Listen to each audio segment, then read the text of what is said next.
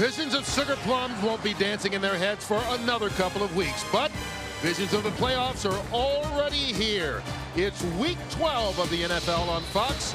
We've got a good one for you here today in Baltimore as the Seattle Seahawks pay a visit to the Ravens. And right now, the Seahawks tied atop the NFC West with the St. Louis Rams. And in the AFC North, Baltimore is tied for the lead with the Cincinnati Bengals. Hello again, everyone. I'm Kurt Menefee along with my partner Tim Green. And Tim, both these teams, big playoff aspirations. It kind of starts here today. For Seattle, they're off to their best start since 1999, in part because of the play of their emerging quarterback, Matt Hasselbeck. Yeah, he is emerging, Kurt, and they want to do what they did last week against Detroit. Really open things up, really put the ball in the air. Hasselbeck is the key. The other thing they want to do, though, is break their tendencies that they normally run. If they normally run to the right, throw to the right, Hasselbeck wants to pump fake right and then throw left. Why? This guy right here. Ray Lewis is not only physically dominant, he may be the best prepared defender in the National Football League when it comes to knowing offensive tendencies and knowing what offenses are going to do before they do it. Well, on the offensive side of the football, the Ravens are struggling right now. They're still without their starter, Kyle Bowler, who's out another 3 weeks with injury. They have Anthony Wright making just his second start in 2 years. He struggled last week, and so obviously it leads you only one place, to the running game. Yeah, and that's not a bad place to be because Jamal Lewis is the #1 runner in the National Football League, and he's not only the best runner right now, he's running behind the NFL's biggest offensive line. However, the last few weeks, Lewis has slipped a little bit, I think because of a shoulder injury. He says he's better now. He's started to lift some weights. And the other good news for him, the reason why he thinks he may break out, and he may today, is because the Seattle front seven is dealing with some inexperienced players and some injuries. All right, remember you can take part in today's Sprint Virtual Coach Poll simply by using your PCS Vision from Sprint or logging on to foxsports.com. Kickoff from the home of the Ravens, which means the house of Ray Lewis, next. It's coming to take what's ours. It's time for us to grow up. It's time for us to grow up. It's time for us to go lead our damn division and go to a Super Bowl. What time is it? Game time! What time is it? Game time! And it's down to the house. What time is it? Game time! Game time! Back in Baltimore, and let's send it down to the field in the third member of our crew today, Brent Harris. Brent? Kurt, thanks. Anthony Wright has had a lot on his mind this week. Not only was he preparing for the Seahawks and his first home start, but he's also expecting the birth of his second child. His wife, Nicole, was due on Wednesday. She told Anthony this week, if the baby's not here by Sunday, she said, don't worry about it. Just go out and do your job. If need be, the doctors will induce labor tonight after the game. And Kurt, the Wrights have already picked out a name. It's Trinity. Back to you. Well, the scary thing, Brent, is Trinity came from the movie The Matrix. Hollywood naming kids these days. I guess it's better than Chewbacca, huh? Wade Ritchie set to kick things off for the Ravens. Maurice Morris, the deep man for Seattle, and Week 12's underway as Morris will take it and go down in his end zone. Seahawks will start at their 20-yard line, led by that young quarterback you talked about, Matt Hasselbeck, doing just what Mike Holmgren wants him in this West Coast offense. The left side of this offensive line as good as there is in the National Football League. Walter Jones has been to 3 Pro Bowls. Steve Hutchinson probably on the way to his first. As far as the backs and receivers, everybody knows about Sean Alexander. He's a touchdown machine, already has 10 during this regular season. And Mike Holmgren is the head coach of this Seattle Seahawks team. Got him off to a 7-3 start. He calls the plays on offense. Out to the fullback, Max Strong, and Strong will pick up just 3 yards on the play. The defense for the Baltimore Ravens, they go with a 3-4 defensive front. A lot of big bodies up front, but linebackers are the story for this team, especially when you've got a guy like Ray Lewis who is all-world in everything as far as linebackers go. And the emerging Ed Reed, second in the NFL in interceptions, has been making a name for himself this year as a second-year player. And Mike Nolan, the defensive coordinator for the Ravens, is beginning to see that he's got something special in his defense. Hasselbeck, second pass down the sideline, and Darrell Jackson makes the catch. That's good for a first down and a pickup of 11. And already, Kurt, you see Seattle opening it up. 2 plays, 2 pass plays. Nice protection for Matt Hasselbeck, and that's going to be as important today as Hasselbeck's throwing and the receivers winning their battles on the outside, is that offensive line giving Hasselbeck some time. And one thing you've seen already is they spread it around. There's only been 2 passes, but to a fullback and a wide receiver. And that's kind of how things go for the Seahawks offense. They go with 3 wide receivers here on first.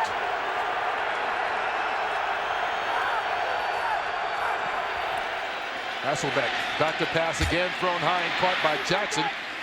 It's only a short pickup of 4 yards this time, though. Adalys Thomas with the tackle. Kurt, I think if you look at this Ravens defense, and it is the #2 defense in the National Football League, I think an area where Seattle can win battles is right here on the outside.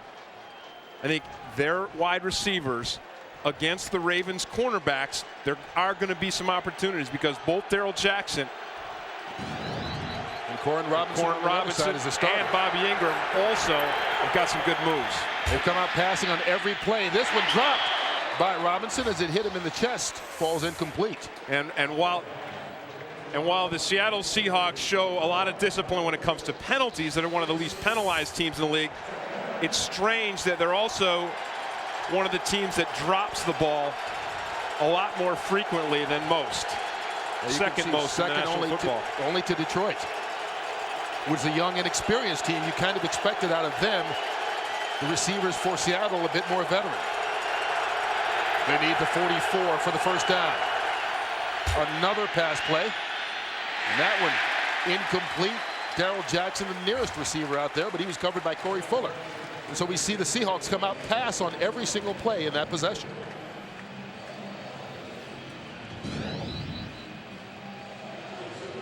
Right here, you see Jackson. He makes that break. He breaks inside. Hasselbeck throws outside. And remember, we talked about the Seahawks wanting to go against their tendencies. And that may have been one of those plays where normally they throw to the inside. This time Hasselbeck tries to go to the outside. Tom Ruin just gets that one off. Lamont Breifel, who grew up in the Seattle area, trying to run it back, but there's a penalty marker on the play as well. Breifel grew up in Everett, Washington, went to Mariner High School.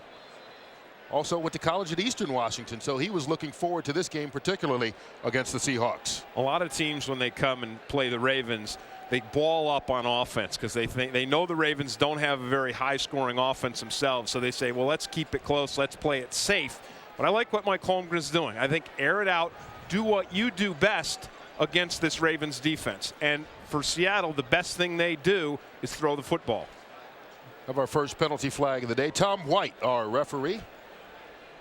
Looks like he's going to march this one off against Baltimore.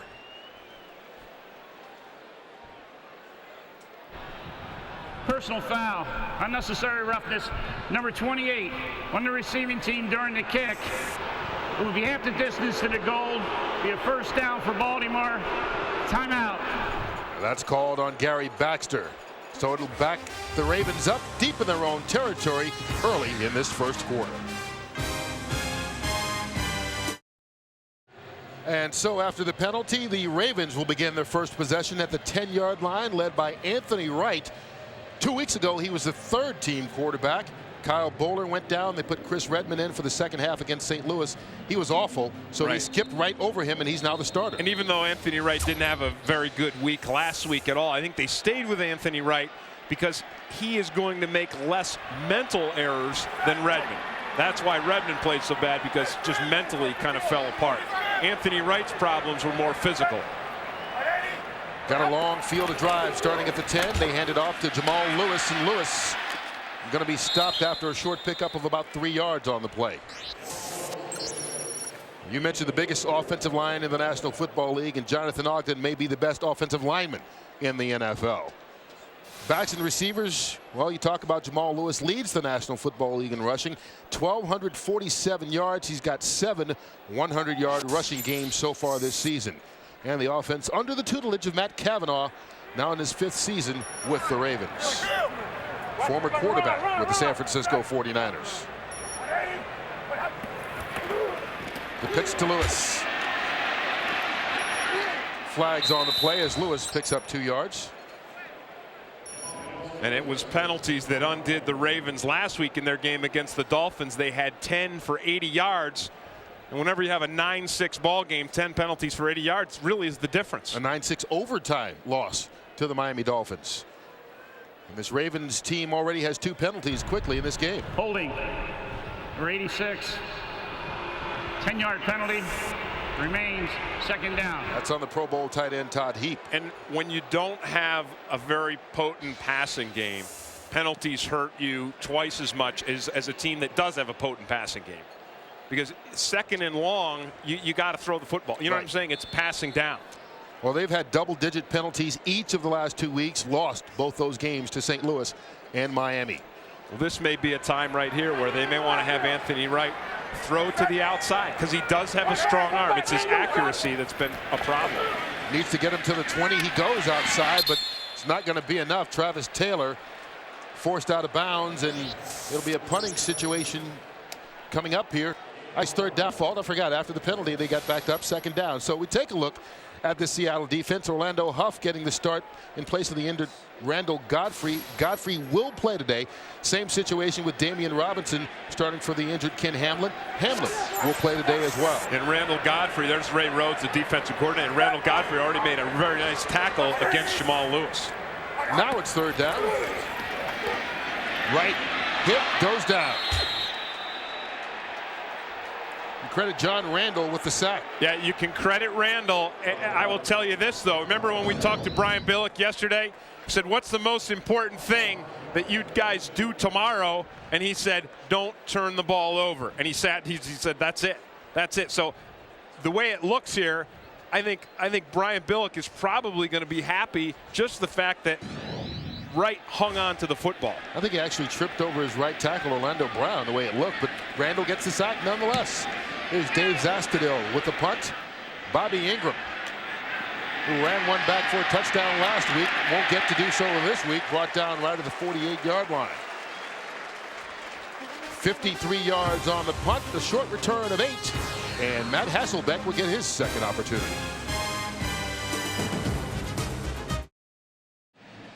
Well, Tim, there are only 7 active coaches who have won Super Bowls. We've got 2 of them here today, and Brian Billick of the Ravens and Mike Holmgren from Seattle.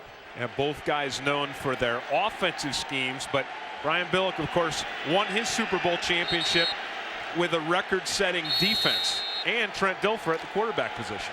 And Dilfer, of course, here today as the backup quarterback now with the Seahawks. First down for Seattle at their own 48. They threw the ball every play on their first possession. They handed off to Sean Alexander on the second first carry of the ball game, and he picks up 4 yards, but there's a penalty marker as well.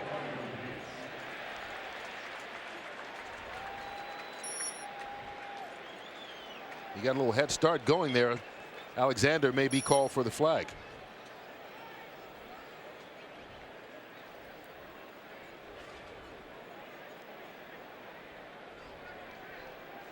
Tom White trying to sort things out.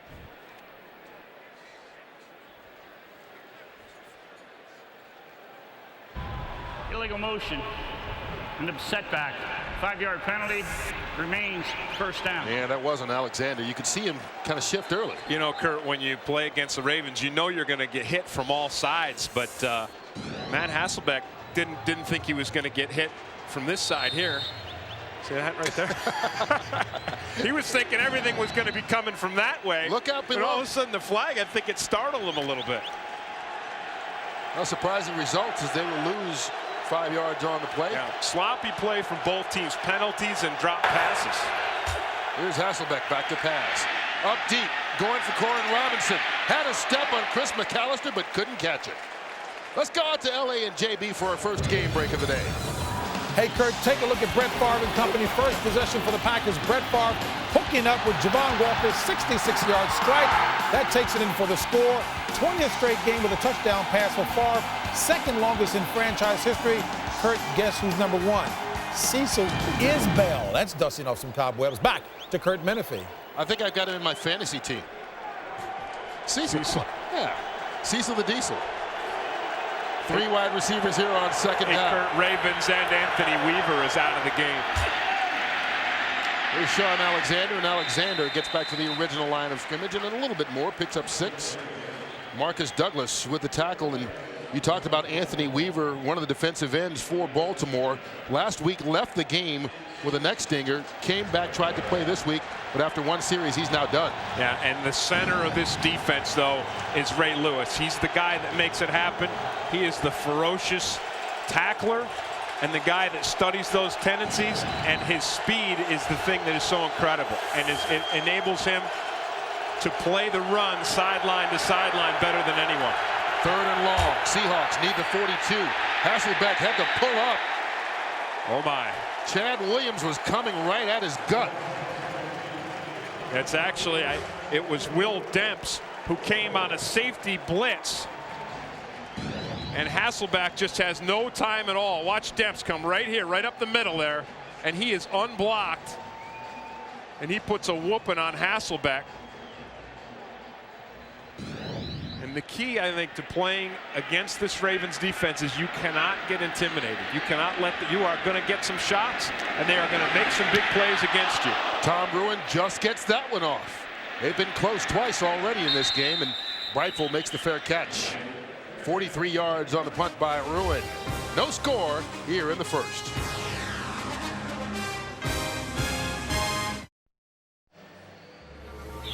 Fox NFL Sunday continues from the home of the Baltimore Ravens today. Baltimore entertaining the Seattle Seahawks. Ravens and the Seahawks. You think there's a theme there somewhere that we can find, Tim? Birds, feathers, birds of a feather. They're flocking together right now. Both these teams tied for first place in their respective divisions. The pitch to Jamal Lewis, and Lewis finds a little bit of running room, picks up 6 yards on the play. Now, you may be wondering to yourself, what is the difference between a Seahawk and a Raven? Well, our crack staff got together and researched it. Seahawk, picky eater, because they only eat live fish, whereas Ravens will eat anything. Wingspan 54 inches versus 50 inches. Seahawks, they love the shore. Ravens love the land. Ravens walk in a stately manner, while the Seahawks are kind of awkward. What is a stately manner for a bird, by the way? Proud, chest out, head back, kind of the way Ray Lewis plays the game. Jamal Lewis going to be stopped about a yard shy of the first down, maybe half a yard, depending on the spot, as he dives forward. And this is more what the Ravens want to do. Without the penalty, they can just really feed Jamal Lewis. That is what he has done this year quite successfully. And I said, Kurt, over the last few games, he's dropped off a little bit. His numbers have dropped off. And there is no doubt in my mind that that's because of the shoulder injury that he has had. He's not been able to lift weights for 5 weeks. He just got into the weight room for the first time this week and was able to start using some dumbbells. You're going to see just that much short of the first. So it'll be a 3rd and very short for the Ravens, and with Jamal Lewis in the backfield, you got to kind of guess, even despite the fact his numbers have gone down, that he will be the guy they look at. Yeah, you go with him, and then here are the first 7 games, average 140, last 3 only 90, and then more important in the yards per carry, 5.9 down to 3.7 over the last 3 weeks. 3rd and inches. Lewis bottled up right at the line of scrimmage. Let's see where they mark his forward progress. Tell you what, that I think they may have stopped him, and that is a huge play for this Seattle defense, Kurt, because as we said, they've got some young guys. You see Rashad Moore, the rookie, right there in the center. They've dealt with a lot of injuries. I guess they didn't come up with it. Well, they say they got it. Boy, that looked like they held.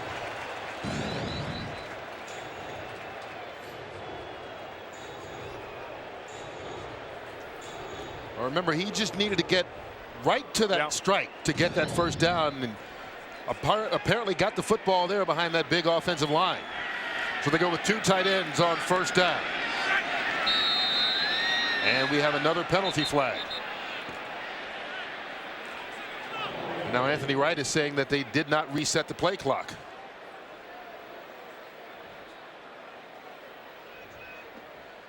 There's no infraction on the play. It was not reset. No penalty. And Anthony Wright was correct. Yeah, the flag was. Maybe we should give him a striped jersey. Flag was on the timekeeper. Wright not only can quarterback, but also officiate. And the other thing about Anthony Wright is he has the ability to pull the ball down and scramble, to take a pass play, a broken pass play, and turn it into something positive with his running. Okay, now there are penalty flags. Boy, oh boy, this is It's not a good start for this Ravens team. It's been inefficient for Seattle as well, but they haven't been penalized as much. False start. Illegal snap. Number 62. Offense. It's a 5-yard penalty. That means the center, Mike Flynn, was messing around with the football. So it'll back them up 5 yards. They've got 3 penalties already in this first half for 22 yards.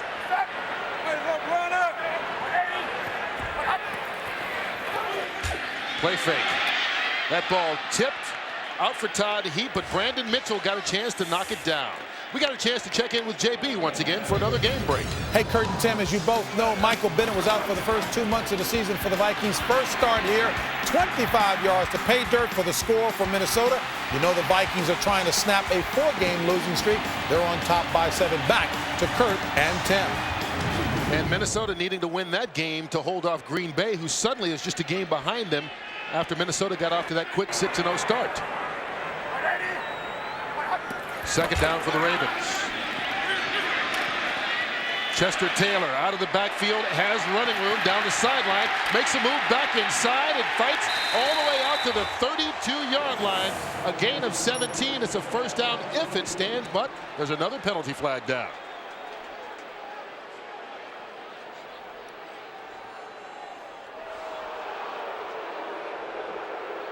Brian Billick exasperated already with his team.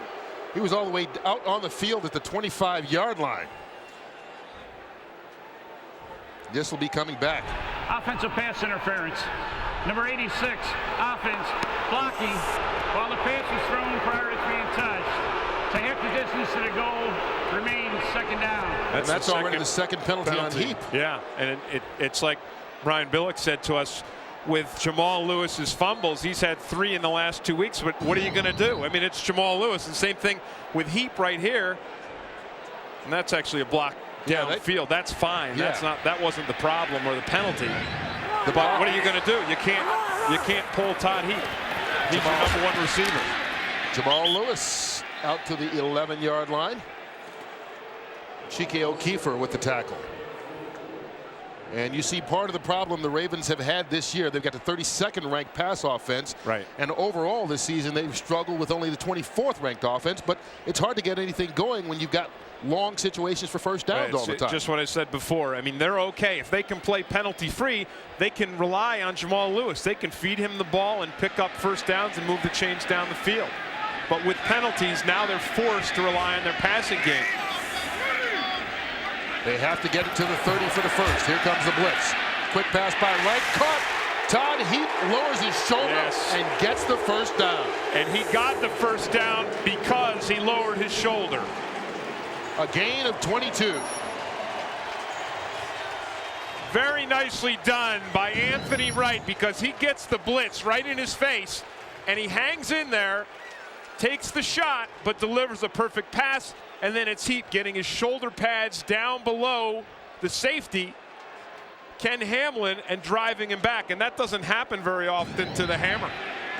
Oh, remember, the Hammer is playing with a sore knee right now. Didn't start today because of it. First down for the Ravens. Wright scrambling. This is why he's in there. Nice job of bringing him down by Lamar King, the Baltimore native, another kid playing against a team that's in his hometown. Grew up in Baltimore, went to Chesapeake High School. I'll tell you what, though, that sack is on the quarterback, Anthony Wright, because this offensive line gave him plenty of time. And the Seahawks defense has not been good at rushing the passer. They've not had a lot of sacks. They've not been able to put a lot of pressure on the quarterback. And here Anthony Wright has all kinds of time, and then he runs out. King does a nice job chasing him down, but that's one Anthony needs to throw away. King's first sack of the season. He missed the first 6 weeks with a knee injury. Second sack of the day by Seattle. Quick pass by Wright. Caught this time by Marcus Robinson. Robinson gets out to the 39-yard line. Sean Springs on the tackle. And Springs, another Maryland native from Silver Spring. I feel like I'm doing a geography course here. Well, here's one for you. What's the common denominator between Robinson and Anthony Wright? Both played at South Carolina. Another state. We just keep bringing up. And, you know, Marcus Robinson, of course, you remember him when he was with the Chicago Bears, Pro Bowl player, big-time receiver. He struggled with an injury here. But between he and the other receivers, Brian Billick's waiting for one of them to break out. Well, they break out the flags one more time. This will be the 5th of the day against Baltimore. False start. Number 66, offense, 5-yard penalty, remains 3rd down. Benny Anderson, the right guard, and they've had 5 penalties on 4 different players. And that's been the problem, as you said, with Brian Billick. It's not one guy. You can't sit him down when everybody's doing it.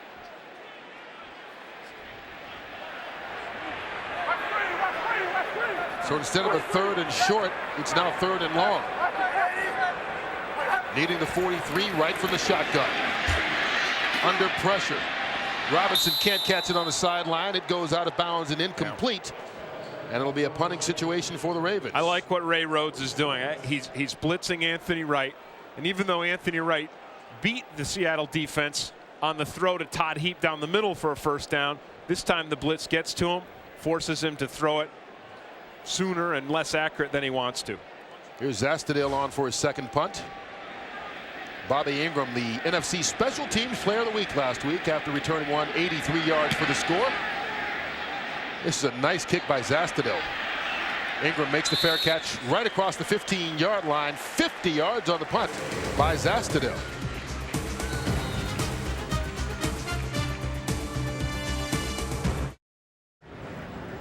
USS Constellation resides in the Inner Harbor here in Baltimore. Man, you could not have asked for a more perfect weekend. I know. Could you? I went on the ship. I went aboard yesterday. So you're ship shape right now. Yeah, I am. Absolutely gorgeous. Temperatures in the 70s all weekend here in Baltimore. Bright sunshine.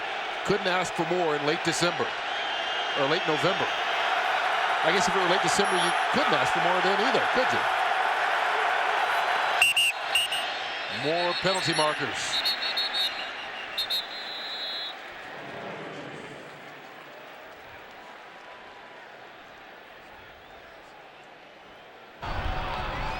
False start. Number 72, offense, 5-yard penalty, remains 1st down. Chris Terry, the right tackle, the victim there. And I think Chris Terry is reacting to what he sees, which is Ed Reed, the safety, coming up on the line of scrimmage right here. And Ed Reed has been making a lot of plays on the run game. It's a run blitz here coming from the outside. And I'm sure that Chris Terry saw that, knew that he probably had to pick Ed Reed up on the outside because it was a pass play, and jumped. Still 1st down. Hasselbeck to the air again. This time to Mealy. The tight end was wide open and they couldn't connect. Boy, when you talk about beating the tendencies and you see the tight end wide open like Mealy is on this play, you know that Seattle is going against their normal tendencies. This is a play that they probably don't throw to the tight end. Ray Lewis is not in position. He's way back to the inside, and it's another drop pass by the Seattle Seahawks. 2nd one today. We've seen the Seahawks throw on 10 of their first 11 plays from scrimmage. I'm just saying, if Ray Lewis knew that that was normally the play they ran, he would have been out there, all the way out there on the tight end. Making 11 of 12, and that's dropped as well. Corin Robinson, his 2nd drop of the day, 3rd by these Seahawk receivers. And while Baltimore is having penalties kill their offense, it's the drop passes that's killing Seattle. Yeah, it is, and they're not in any kind of rhythm. And Hasselbeck's doing what he has to do. Watch Hasselbeck look to the right. He's drawing the defense over this way. And so Robinson is wide open. And Hasselbeck can't look at him, so he's got to just deliver that ball on the fly. So it requires the Seahawks receivers to have a lot more concentration because the ball's going to come out quick. They need the 36 for the 1st down. Hasselbeck under pressure. Sacked down at the 5-yard line. Terrell Suggs. The #1 draft pick out of Arizona State with his 7th sack of the season.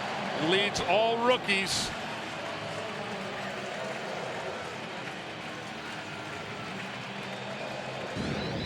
You know it's a pass situation. Here's Suggs on the outside.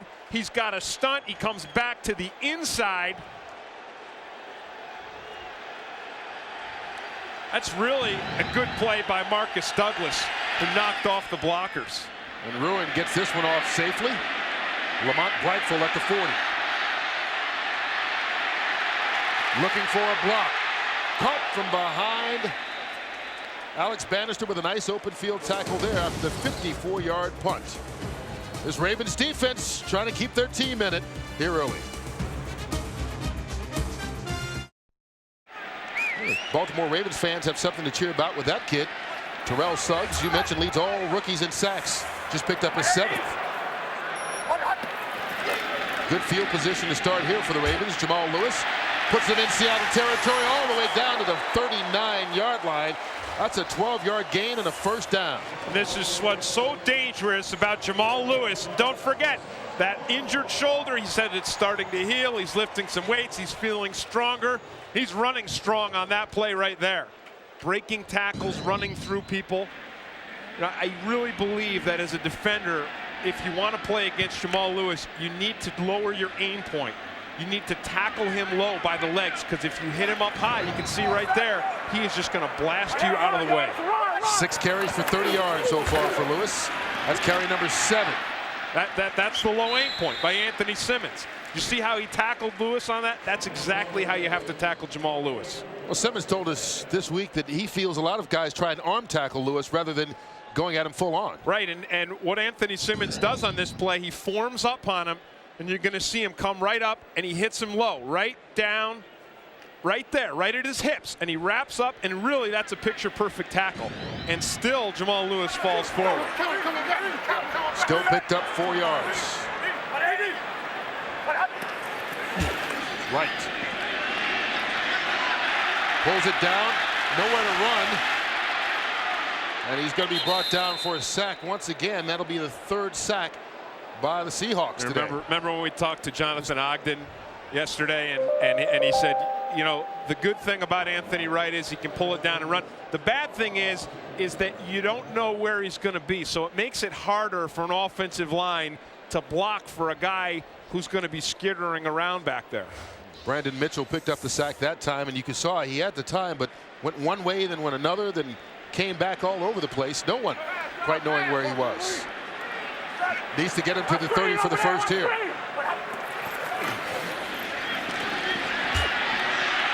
Under pressure again.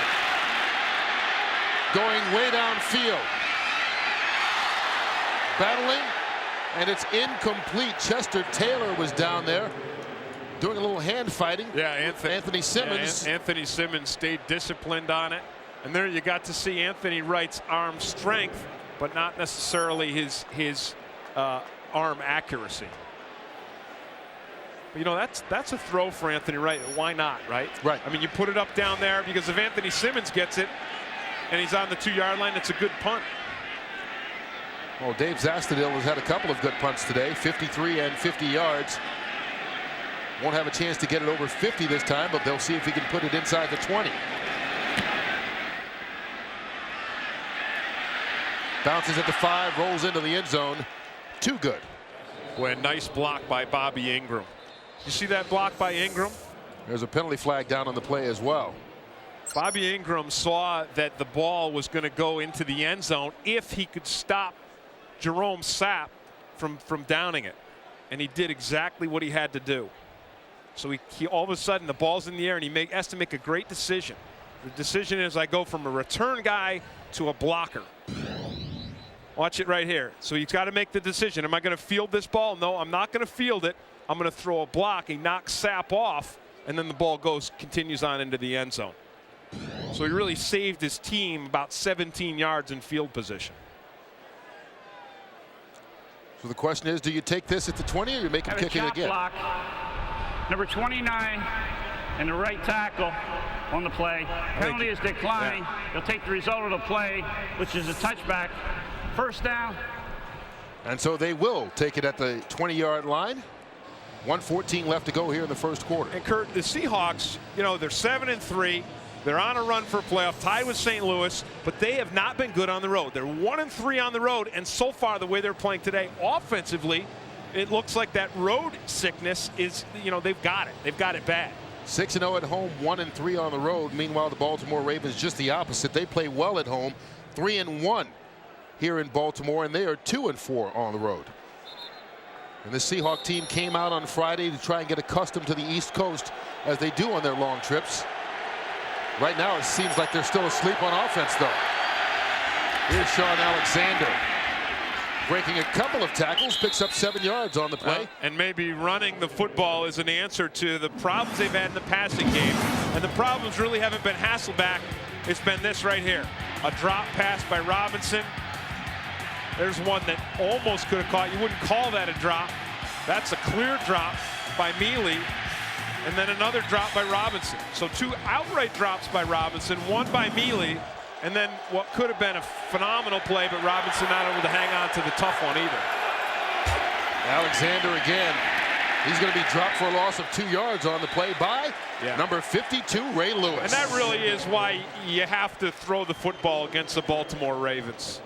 You really want to take your game to the outside, challenge the cornerbacks, who are physical cornerbacks, but who can be beaten with movement, because Ray Lewis on the inside is the man. Well, they came out throwing 11 of the first 12 plays. They've now run it on back-to-back offensive plays, and we'll get to the end of the first quarter with neither team able to do anything offensively. The Raven defense standing tall here at the end. It's been penalties on Baltimore's offense, drop balls by Seattle's.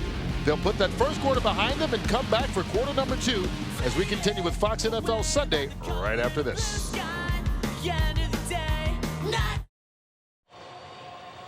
Ready for the start of the second quarter. Seattle and Baltimore still scoreless. Kurt Menefee along with Tim Green. And it's kind of surprising from Seattle's standpoint, because they come in as the highest scoring offense in the National Football League in the first half, but they can't get anything going. They got to get the passing game going. They got to do 2 things. 1, hang on to the balls when they're thrown. And 2, you got to protect Hasselbeck. He hands it off, and they pick up the first down by running the football instead. And that's the big fullback, Max Strong, doing the job. And when you talk about breaking tendencies, this is a tendency breaker right here, Kurt, because this is a play where the Seahawks, it's the West Coast offense, right? It's Mike Holmgren all the way back from the San Francisco 49er days and Bill Walsh. This is a team that's built on throwing the football, and so when they're throwing down, they go with a run, and they're successful with it. So they pick up the first down at the 35-yard line. Hasselbeck under pressure, still gets it off. Robinson catches this one, and he is brought down by Ray Lewis. Headstrong with the tackle. That was a vicious tackle, and that is the signature of Ray Lewis and the signature of this Ravens defense. And this is why they intimidate offensive players. Because did Robinson make the catch? And is it a nice game? Yeah. But look at the penalty. Look at the price he pays for it. He gets collared around the neck and thrown down to the turf violently. That looks like a rodeo or something. Just wrestled him right to the ground. Darrell Jackson with the catch into Raven territory, down at the 42-yard line. Boy, that was a big play by Seattle's offense of 19 yards. That was a dangerous throw by Matt Hasselbeck. Did you see how close Ed Reed came to intercepting that pass? And he was close to going all the way the other way. And that's why Reed's got 6 interceptions and tied first in the AFC, because he makes these kind of plays. Watch Reed, he jumps that immediately. And once Hasselbeck gets it in there, it's a nice pickup for Jackson. To the air again, Heath Evans now in at fullback, down to the 24-yard line. Give him 18 on that one. Let's go out to Los Angeles and JB for another game break. Hey, Kurt, as Keyshawn Johnson mentioned, the secondary of Carolina a little suspect. Joey Galloway missed last week. They needed his speed. There it is. 24-yard strike from Quincy Carter. An important matchup right now. Dallas on top by a touch. Back to Kurt and Tim. You know, Tim, everybody finds a reason to put down what's wrong with Carolina. They're still 8-2. Yeah, they're 8-2. And I'll tell you, the other guy people put down is Quincy Carter. And I've always liked Quincy Carter. First down for the Seahawks. Sacked. Kelly Gregg. Kelly Gregg picks up Baltimore's second sack, his third of the season. And There's a little everyman is kind of what he is. Yeah, he really is, and you know, not particularly big, not particularly fast, but Robbie Tobeck, the center, watch him right here. He actually turns Kelly Gregg loose. So between Tobeck and Gray, neither one of them blocks Kelly Gregg. And if you're Kelly Gregg, I mean, you know, he's the wrestler from Oklahoma. You know, you got the ugly body. You've been to NFL Europe. You know, you take it however you can get it. Hasselbeck changing the play.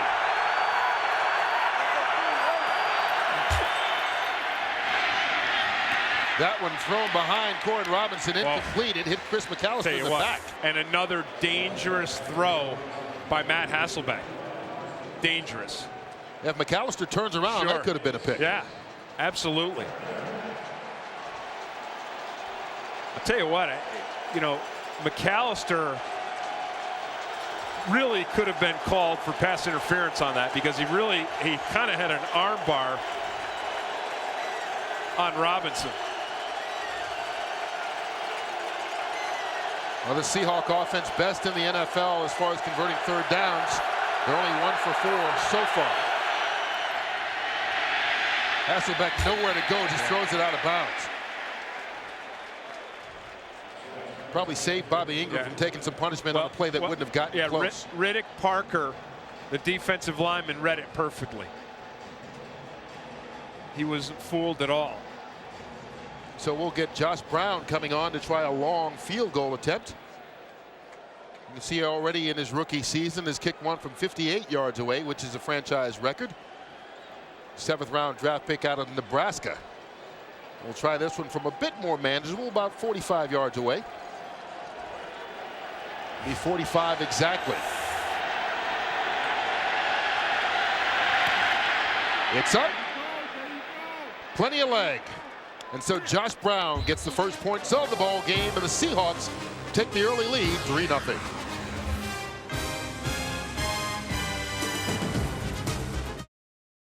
We are in Baltimore, and of course, Baltimore, you got to eat the blue crab. Boy, we put a ding in those blue crabs this weekend. Blue crabs, soft shell crabs. Yeah. Anything that had more than 2 legs was in trouble around us this weekend. We took them down a little bit, didn't we? You got to when you come to Baltimore. That's one of the things that makes this such a great city.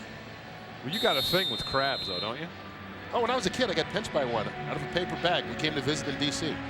Fascinating story. I have to tell you sometime. Lamont Brightful. I knew they bothered you. Right at the 5-yard line. Brightful hit hard. Hey, talk about being bothered. Tracy White really bothered him after that one. A rookie free agent out of Howard.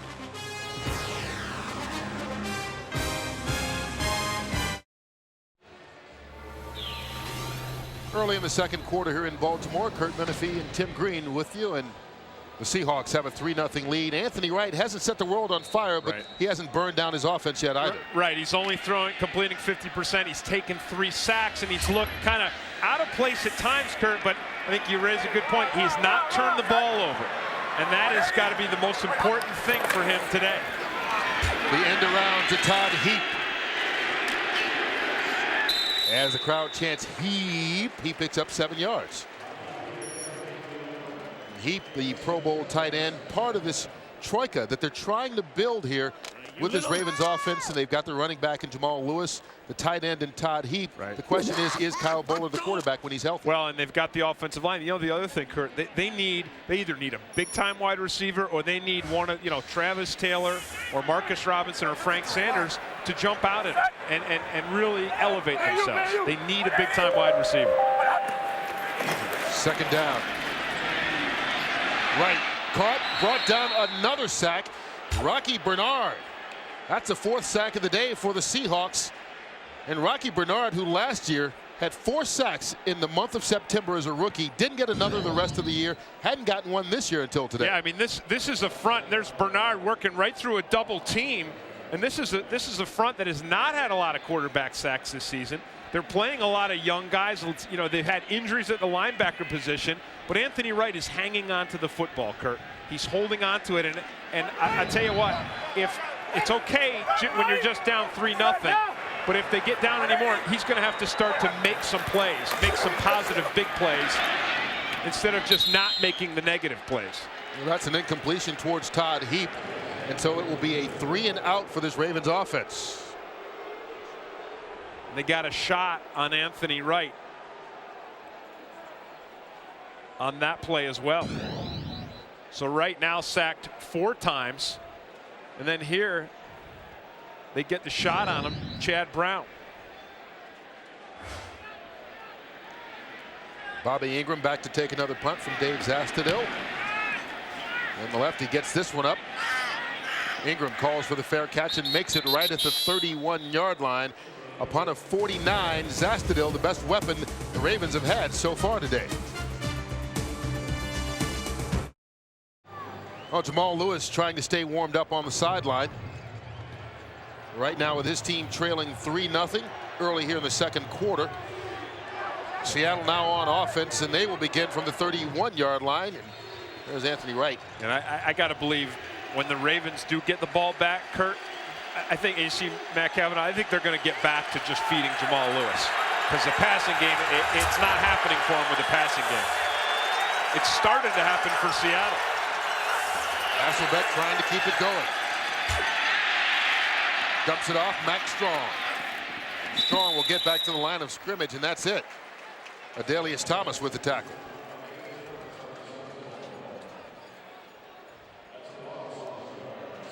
This Ravens defense ranked 3rd in the National Football League coming in, 3rd against the pass, 8th against the run, and Ray Lewis is without question not only the leader of this defense here in Baltimore, but the leader of this entire team. And when we talked to him on Friday, he said that it was their former defensive coordinator, Marvin Lewis, who really taught him how to study offenses and learn their tendencies. Tula Mealy with a catch, gain of 4 yards on the play. Let's go back out to Los Angeles and JB for a game break. Kurt and Tim, take a look at Brian Westbrook having an outstanding year. 15-yard touchdown run, 9th of the season, 10-0 Philadelphia Eagles. Then take a look at Brett Favre hooking up here with Robert Ferguson, 16-yard strike. 10th straight season with 20 touchdowns or more, tying Dan Marino up 14-0. Hey, Tim Green, Bradshaw said he read your most recent book. Disappointed because there weren't enough pictures in there. Thanks, JB. Hey, tell Terry that when he said, if my hair bothered him, I went out and got a cut this week. I want to keep my job. 3rd down, Seahawks need the 41.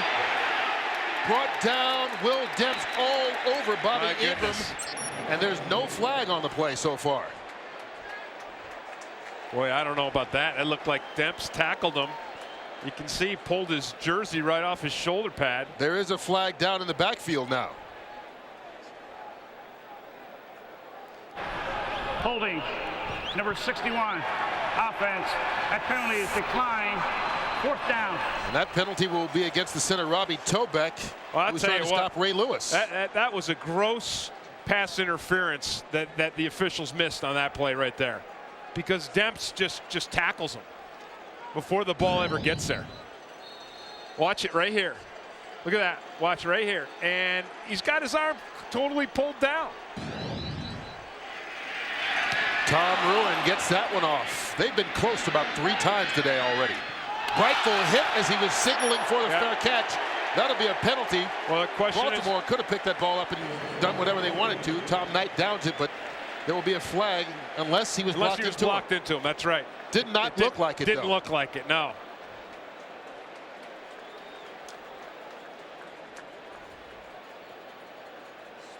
And so more miscues by both these teams today. That's going to be, what, 30 yards, almost 30 yards in the difference in field position on a pretty boneheaded play, unless, like I said, Bannister was blocked into him.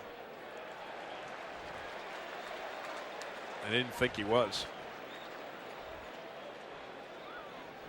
I'll tell you what, though, going back, I mean, Will Demps got away with one. And one that you would think the officials would have seen because it was right to where the ball was thrown. Number 85, kicking team. It's a 15-yard penalty. 1st down. There's about 4 yards between Bannister and anyone. Don't understand why he ran into Brightful right there.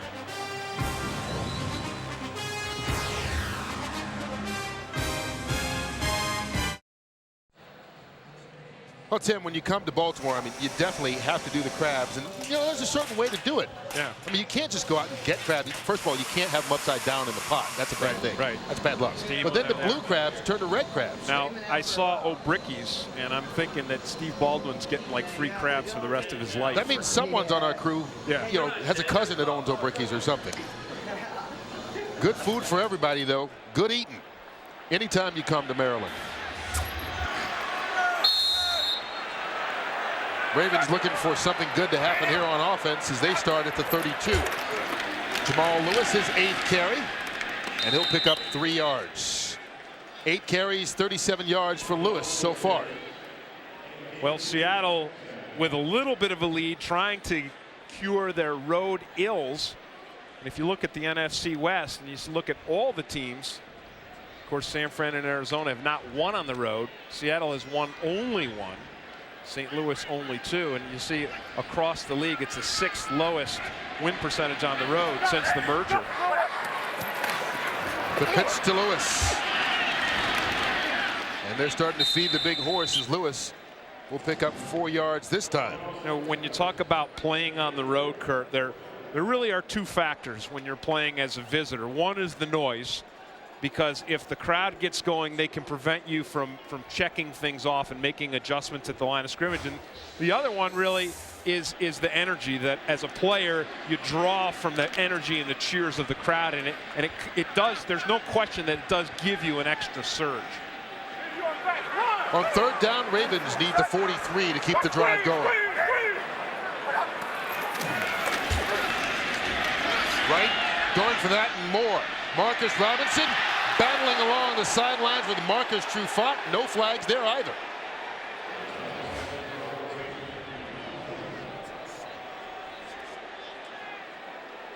Seahawks again, Kurt, in a known passing situation. Ray Rhodes choosing to come with the blitz. They get some pressure on Anthony Wright, and here you see Trufant and how smooth he is. Yeah, that's you know what? That's a good no call. That's a good no call, Yeah. because Trufant just had his arm in there, And neither guy gained an advantage. Yeah, he didn't impede Robinson's ability to catch the ball by shoving it. Another high kick by Zastado. Fair caught right at the 20-yard line by Bobby Ingram. Penalty marker on the play right at the 30-yard line.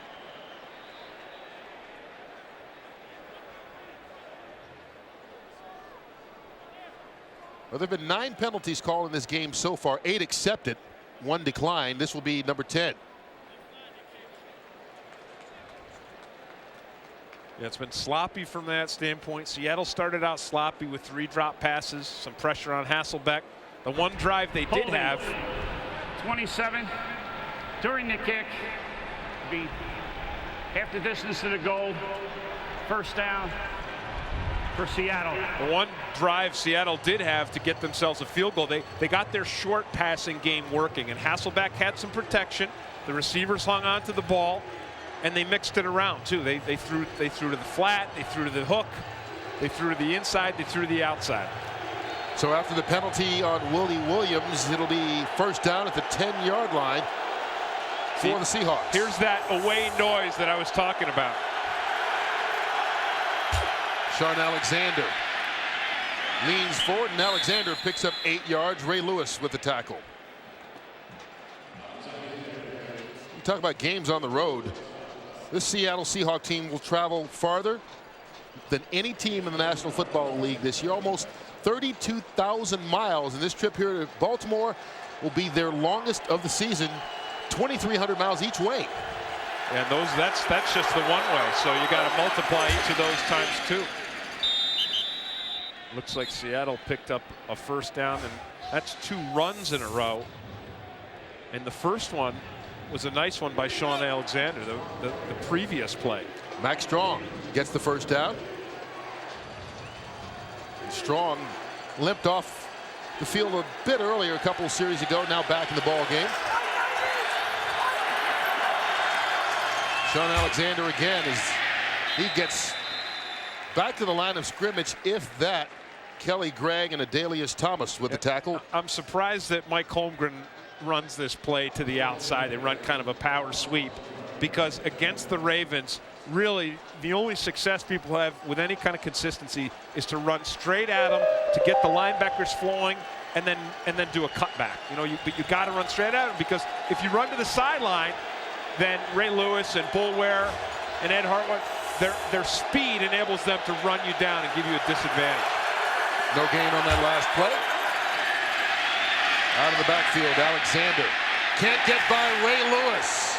Yeah, that's that speed. That's that range to the outside.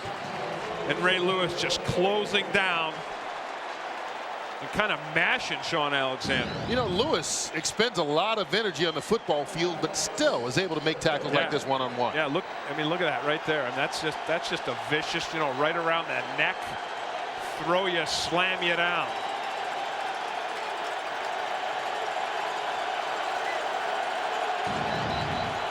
Third down and long. They need the 31 for the first.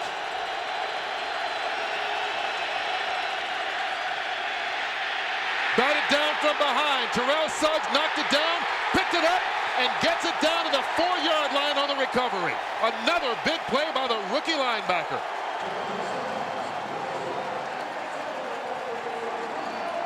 Tell you, the amazing thing is Walter Jones,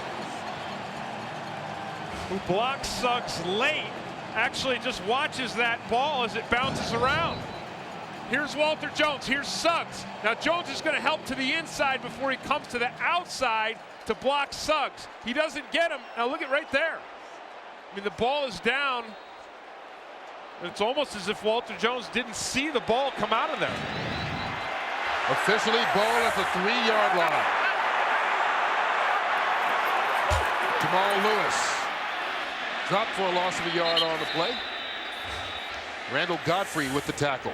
This is what the offense needed. Yeah, and this would be a huge and unlikely defensive stand for Seattle, right? Because you've got the league's #1 runner in Jamal Lewis, and you've got the ball, you know, right down there inside the 5-yard line. Oh, Suggs already has 2 sacks in this game, a fumble forced and a fumble recovery on that last play, and I think he's getting a call from the president there, congratulating him. Here we go, 2nd and goal from the 4. The pitch to Lewis. Breaks a tackle, can't get away though, brought down right at the 3-yard line. Anthony Simmons involved in the tackle along with Cedric Woodard. And Rashad Moore is the guy who gets the first shot on him. And this guy is a 6th-round rookie. Watch him right here. And he's the one that slows Lewis down, and then the rest of the Seahawks defense rally to him.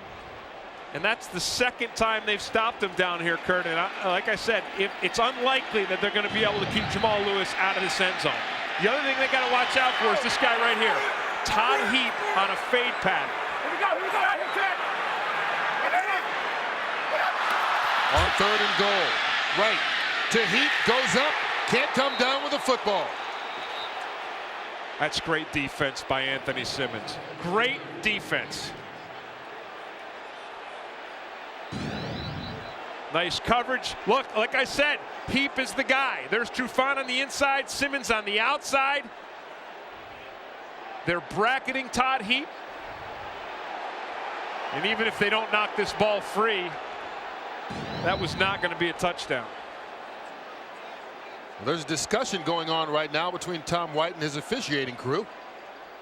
I don't know what they could be discussing here. He never had possession of that football. It was never signaled as a catch either. I wonder because one of the defenders jumped before the snap. They bid on Anthony Wright's hard count, and I wonder if they're discussing that.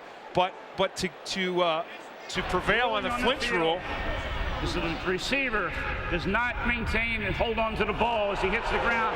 Incomplete pass.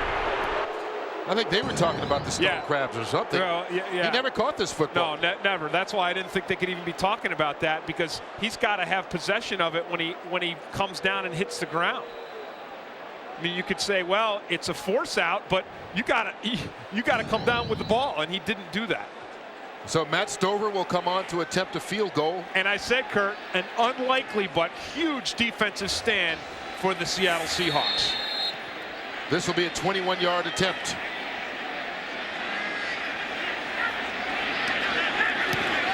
Automatic.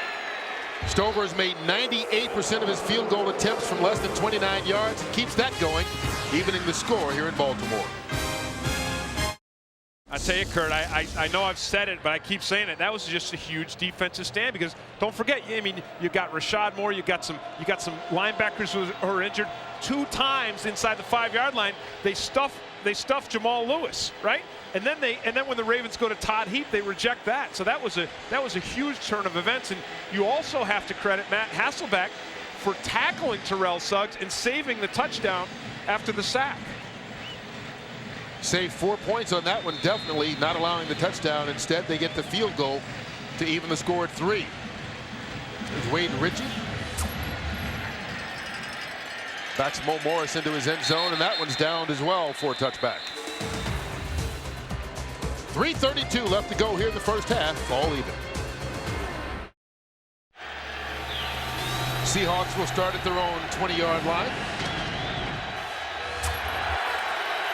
Hasselbeck with the empty backfield. Underneath Corin Robinson. That's a first down for the Seahawks out to the 33-yard line, a gain of 12. Well, 2 things. It was nice protection, and Matt Hasselbeck hasn't had great protection today. Sacked 3 times, hit 5 times, knocked down 4, blitzed 5, and of course the last one resulted in the Ravens' first score. I liked the other thing about the last pass play I like, Kurt, it was a quick pass, and that's another way you take pressure off the quarterback. Have him get rid of the ball quickly. Empty backfield once again. Hasselbeck up top. Alex Bannister made an adjustment, couldn't haul it in, but a nice effort as Chad Williams was right there with him. And again, a pretty quick pass. And remember when we spoke to Mike Holmgren, he reckoned back to the days of Joe Montana, and he said, you know, whenever Montana went to the Giants and played that defense there, what they would do is they would get in his face. Even if they didn't sack him, they put a lot of pressure up the middle, and it flustered Joe Montana, who was known for keeping his cool. And Holmgren said, if that starts happening to Matt, I'm going to give him a series of quick release passes. Here we go again. Hasselbeck throws this one out of bounds over the head of Darrell Jackson, but that pass really never intended for him. That was a throwaway. Yeah, he threw it away. He wanted to go to Bobby Ingram, who was being covered by Chris McAllister on the outside. And you know, we talked at the beginning of this game, and we thought, and Seattle thought, they might have some edge with Robinson and Jackson against McAllister and Fuller at the cornerback position. The thing about McAllister is you can beat him if you're evasive, but he's very physical, and he'll also take chances and come up with interceptions. They need the 43. Another quick pass. Darrell Jackson gets there all the way out to the 45-yard line. First down, Seahawks. Corey Fuller finally brought him down after a pickup of 12. And that was another very accurate pass by Matt Hasselbeck. And another quick one. Yeah, another quick one and another very accurate one, because he's got Tom Knight on the inside, he's got Corey Fuller on the outside, and he has to throw that thing perfectly to Jackson on the slant. And then, of course, Jackson hung on to it, right? Because we've seen that's half a lot the battle. Of drops today. First down, play fake. Atula Mealy, the tight end, and he's going to be close to that first down marker. Getting down to the 45-yard line. Tom Knight with the tackle there. And Kurt, we talked from the beginning about going against tendencies, giving Ray Lewis a look he's seen. They want to actually going back the other way. So that's exactly what we talked about from the beginning, because Ray Lewis works so hard at studying teams. He knows that, all right, if this is the formation and this is the down, this is the situation, here's the plays they normally run. Empty backfield again. Hasselbeck sprinting out and throws that one away. Smart. Boulware and Hartwell were coming clean with a linebacker stunt from the outside. Matt Hasselbeck knew he had to get rid of it. You know, Jimmy Johnson was talking in the pregame show, and you know, they were talking about turnovers and how important they are, and it's certainly been the tale for both of these teams. If they avoid the turnovers, especially a serious, you know, negative turnover margin, they've been winning their games. 2 tight ends in on second down. Here comes the blitz. Picked up. Hasselbeck. That one caught as Atula Mealy went down to get it. Peter Boulware finally stopped him right at the 2-minute warning. Seahawks marching. Well, after the 19-yard pickup by Atula Mealy, ball's now on the 26-yard line for Matt Hasselbeck. Carolina coming back to Ty Dallas. And you know, Kurt, during the commercial break, we could sense and see with the cameras the frustration on Ray Lewis's face, because Ray Lewis is reading this thing. See, he's reading Hasselbeck. Hasselbeck looks him off, so Lewis runs to the outside, and then Hasselbeck throws the ball back to the inside. Here on first down, Sean Alexander slips a tackle and picks up 6 yards. Adalius Thomas had a chance at him right at the line of scrimmage, but couldn't get him. He was finally brought down, though. But now the Seahawks have their best drive of the day going. Yeah, and even that run to me looked like it was a tendency breaker. It looked to me like Mike Holmgren gave Ray Lewis a formation where they normally run to the right, and they cut it back and ran to the left. They go with an empty backfield once again. Hasselbeck pulls it down, scrambles. Along the sideline, Alexander can't make the catch. Peter Boulware right there with him. Yeah, that was one where I kind of expected Matt Hasselbeck to pull it down and run, because usually you'll see Matt, it's not atypical at all to see Hasselbeck pull the ball down and scramble for a touchdown as he did last week, or a first down as you see him do so often. And he doesn't have tremendous speed or elusiveness, but I think he has a great sense for when to run the ball, when the defense opens up. On third down here, they need their 16-yard line for the first down. The pitch, Alexander with a block, gets it. Down inside the 10, right down to the 8-yard line. Ed Reed stopped him. And Kurt, this is the second time today on 3rd and 4, which is a passing situation for the Seahawks. That's their tendency. So Ray Lewis thinking 3rd and 4, thinking pass, because that's what they do, and the Seahawks run it. Longest run of the day by Alexander of 12 yards on that play, and Ray Lewis and this defense sensing a little bit of frustration here late in the first half.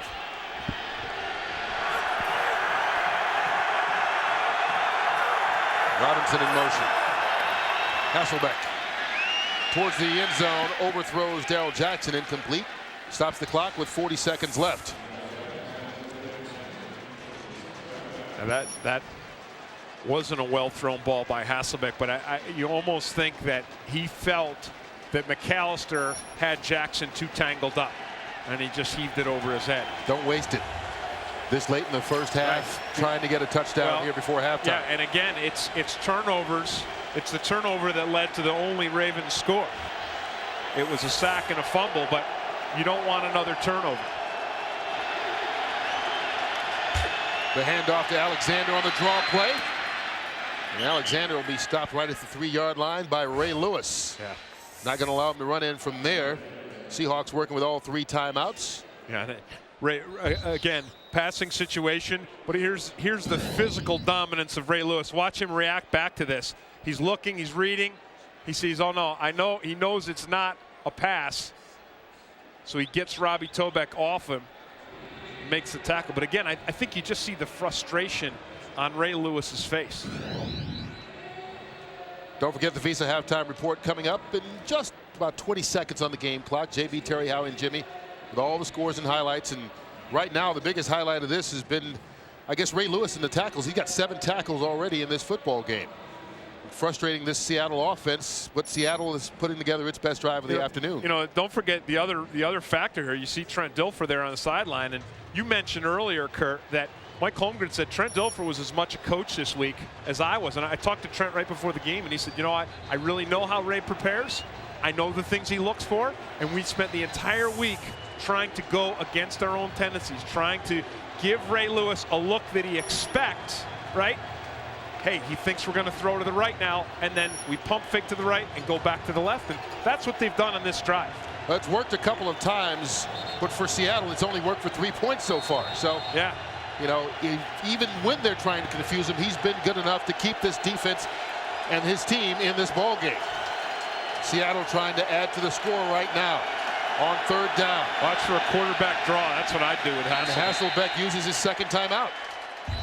Didn't like the defense he saw.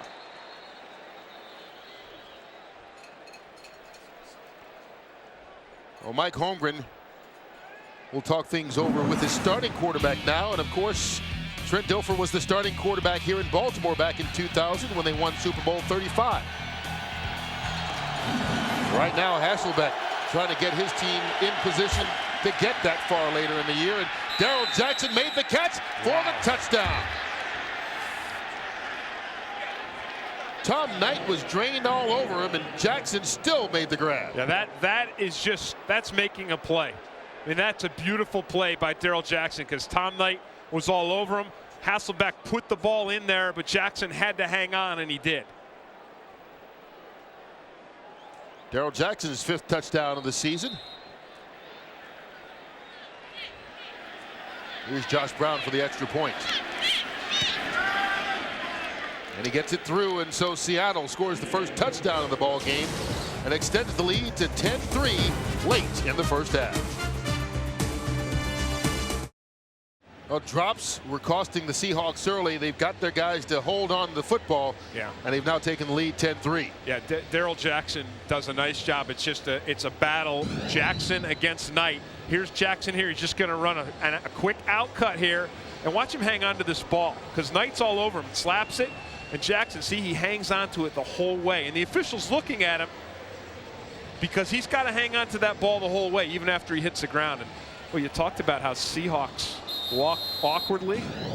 And I think that was a pretty good. I think that's pretty awkward. That was a pretty good Seahawk right there. Josh Brown squibs it down the middle of the field. And it's scooped up by Chester Taylor. Taylor will get it out to the 36-yard line. 16 seconds left. And the Ravens have all 3 of their timeouts, but the way their offense is based, you don't expect, at least, for them to try and throw the ball downfield, or do you?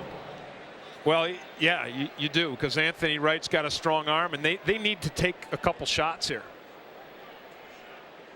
I do. I mean, it's not a potent offense, and they've got some wide receivers with some capabilities, right? I mean, you know, Marcus Robinson, Travis Taylor, and Anthony Wright's got a strong arm.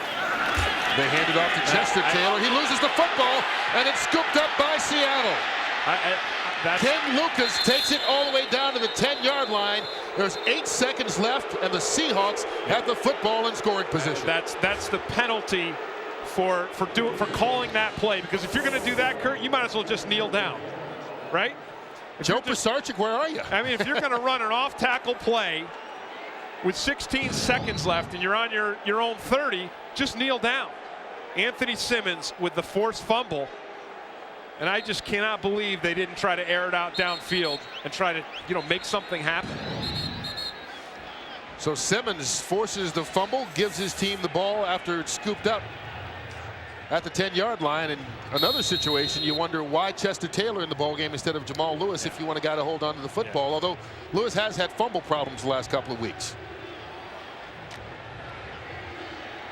So the Seahawks, with 1 timeout left, will try and run 1 play towards the end zone, and if not, then kick the field goal.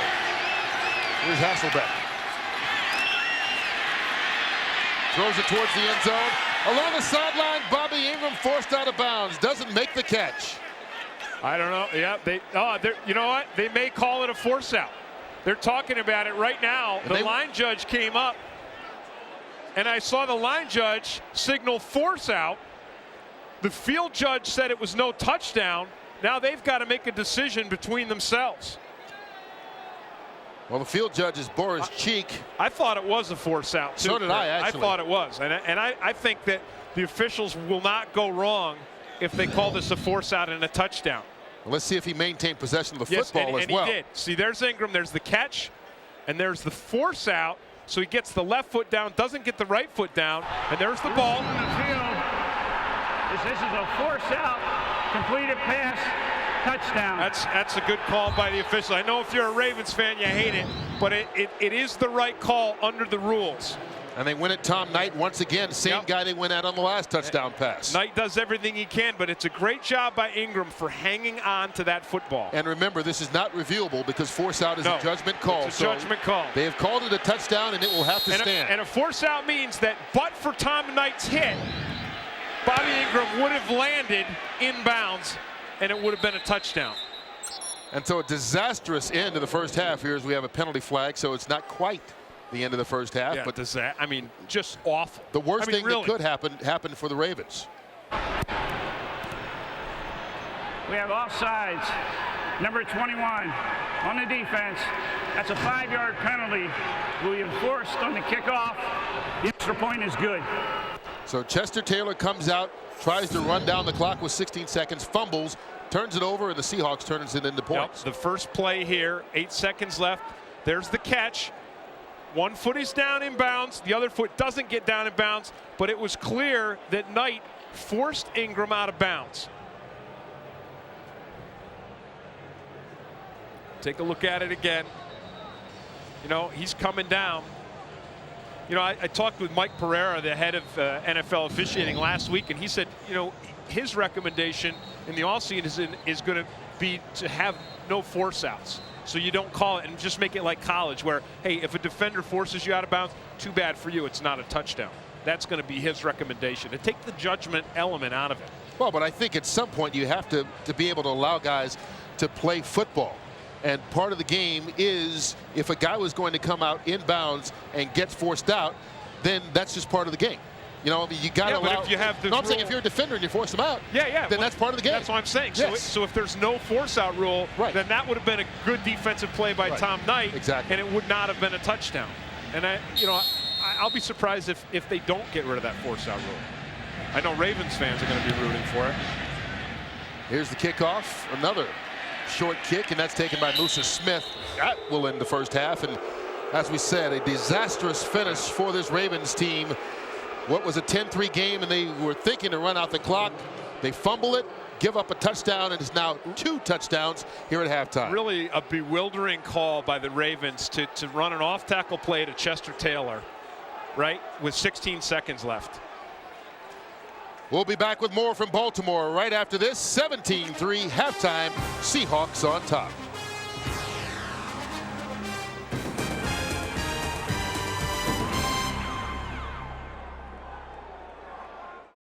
Baltimore's offense, 65 total yards, 4 sacks, but they survived all that. It was the turnover that killed them in the last seconds. Football's a game of inches, but it's also a game of seconds. In the last 23 seconds of this game, here's a Hasselbeck pass to Darrell Jackson. Jackson does a great job hanging on. Baltimore gets it back, 16 seconds left.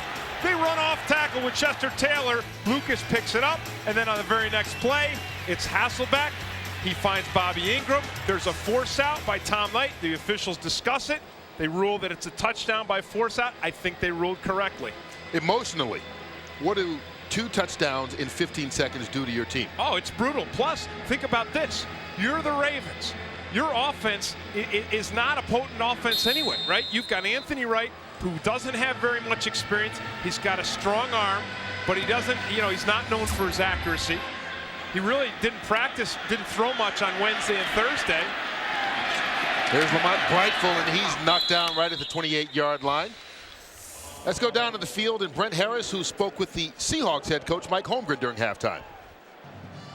Coach, 14 points in just about 15 seconds has really changed the momentum of this game. Well, it changes everything. It's those don't happen very often, and so when you get a chance against a real fine defense like this, you got to capitalize on it. And we were fortunate enough to do that, but we know there's a battle in the second half. Your defense has put a lot of pressure on Anthony Wright, and you've been able to shut down the Ravens' offense. I hope so. We've still got to pay particular attention to the running game. Our defense is playing very well. Coach, good luck in the second half. Thank you. Back up to you, Kurt. All right, Brent. Jamal Lewis bobbled that one out of the backfield, but held on to it for a pickup of 5 yards. Kurt, the other thing that's been impressive about this Seahawks team is their defense and what they've held the Ravens to, their rush average, 3.5 yards a carry, with the league leading rusher in Jamal Lewis. So the Seahawks defense has certainly done their part in shutting down the Ravens offense. Lewis 11 carries for 40 yards in the first half. Here's carry number 12. He'll pick up just about a yard, and that's it. Anthony Simmons in there, lost his helmet and all, still making the tackles, and he's having a fine game so far. You almost have to wonder, Kurt, if the Ravens offensive line which is so big and so strong and so good, almost didn't take this Seattle front seven too lightly, right? Because, again, they've got some inexperienced guys. They've had a lot of injuries to their linebackers, and it's almost as if they took them too lightly, and now the Seahawks are taking advantage of it. Ethan Brooks starting the second half at right tackle. They will rotate Brooks and Zeus Brown from time to time. Right, hit as he throws. Travis Taylor goes up and one-hands it. What a catch by Taylor. Gets back up all the way down inside the 20-yard line, and that could be the spark the Ravens are looking for. There's a penalty marker right back at midfield.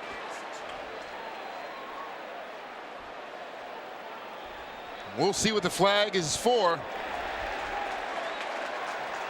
The Ravens need some good news somewhere, don't they? Whatever happened, that was a spectacular catch by Travis Taylor. First-round draft pick. Pass interference. Number 24. Defense. Penalties decline. To take the result of the play. First down. That was on Sean Springs, who was working with Taylor. Let's take a look at this catch by Travis Taylor. Look at that. That is a thing of beauty. And then he gets up and keeps going. And remember we said, Brian Billick said, one of my receivers is going to have to explode. They're going to have to make some big plays. Either Frank Sanders, Marcus Robinson, or Travis Taylor. That was Chester Taylor on the run there. Short pickup, but take another look at this grab by Travis Taylor. Just beautiful. Just beautiful concentration. And as you said, he one-hands it. And what about the presence of mind to get right back up? Because Ken Hamlin hadn't touched him while he was down. Turns into a big gain of 43 yards on the play. Kurt, I think you go back to him. You go back to Travis Taylor. If he's going to make a play like that, you put the ball in his hands again. They pitch it to Jamal Lewis. Tries to bounce it outside and can't get there. Rashad Moore brings him down after a pickup of 4. And we've mentioned Rashad Moore more than 3 or 4 times today. Yeah, Moore making his 3rd straight start in the lineup because of the injury to Norman Hand, who's done for the year. Yeah, and Norman Hand was supposed to be the anchor, the inside anchor, and the run stopper for this Seahawks defense, which really has been about average when it comes to stopping the run. But Rashad Moore is really using this opportunity and really making a spot for himself. Right, going towards the end zone. Robinson goes up, makes the catch, touchdown Ravens.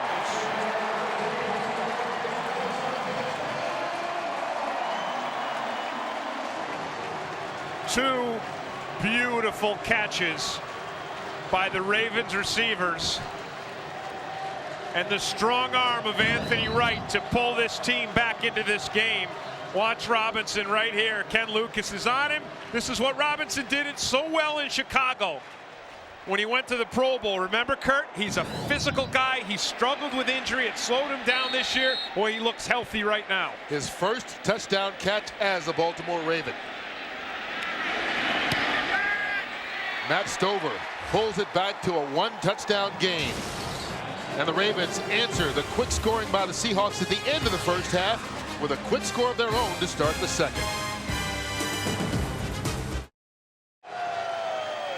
Ravens fans with reason to be excited after the touchdown catch by Marcus Robinson. And talk about a turnaround in the tail 2 halves so far. Yeah, average drive in the first half was 4 plays with 6 yards. That last drive, 6 plays for 71 yards.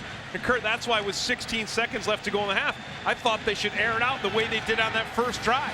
Anthony Wright with the strong arm, Travis Taylor with a great one-handed catch, and Marcus Robinson out muscling the defender in the end zone for a touchdown. Flags down as Maurice Morris is tackled at the 29-yard line. You know, the other thing about the Ravens opening up that passing game and that drive is that's going to open up the run for Jamal Lewis, because now the Seattle Seahawks defense is going to have to start thinking about the pass. Anthony Wright 3 for 3 on that drive.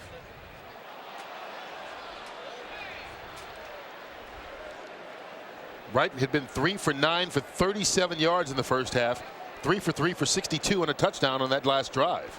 You know, another Ravens penalty, Kurt, and it's too many for the Ravens. They had 6 in the first half, and a couple of them were very costly. I mean, it stifled the early potential drives they had. Personal foul. Low block. Number 29. Baltimore. During the return, it's a 15-yard penalty. First down for Seattle. Timeout. And that's Chester Taylor. Remember, he was the guy who had the fumble that led to that touchdown to end the first half, but the Ravens have responded here in the third quarter.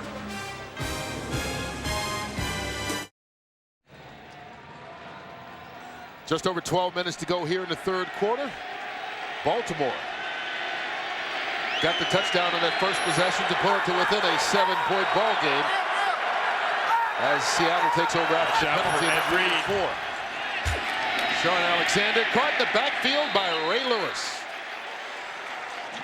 Loss of a yard on the play. I like the defensive call by Mike Nolan, the defensive coordinator. Here comes Ed Reed. He comes up from the outside, so he's got pressure there. So this really is a run blitz, which makes you think, Kurt, that in the locker room at halftime, the Ravens defense started to figure out what the Seattle Seahawks are doing to them. 3 wide receivers in. Hasselbeck, quick pass, Darrell Jackson. First down, Seahawks at the 38-yard line of Baltimore, 19 yards on the reception. Well, that's a nice, accurate pass by Matt Hasselbeck, and that's about the 5th time I've said that today, Kurt. You said it right at the beginning of this game, and Mike Holmgren said it to us yesterday. Hasselbeck really is starting to emerge as a quarterback who's probably, if he stays healthy, going to be around this game for a long time, and a fine player. Ed Reed just got him by the shoelaces on that tackle. First down. Perfect throw on the slant route. Hasselbeck up top again. Gordon Robinson wide open for the touchdown. And you talk about a response to the quick score by the Ravens. Hasselbeck and the Seahawks do it. And there's the sprinkler. All these wide receivers from Seattle have this dance they call the sprinkler. They say they got it from watching A Night at the Roxbury together, and that's their new celebration. Matt Hasselbeck doing it the old-fashioned way. That's an ugly celebration, Kurt, but another beautiful pass by the Seattle quarterback, Matt Hasselbeck. Do you see? I mean, it was just perfect. It was perfect. Robinson never had to break stride. Hasselbeck's 3rd touchdown pass of the game to 3 different receivers. And Josh Brown re-extends the lead back to 14 points.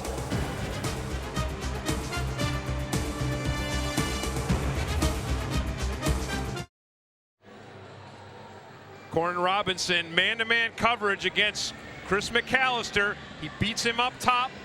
Ray Lewis comes underneath. The safety comes over from the other side, Ed Reed. But the pass is perfectly thrown by Matt Hasselbeck. And Lamont Brightful will take this one at the 2-yard line.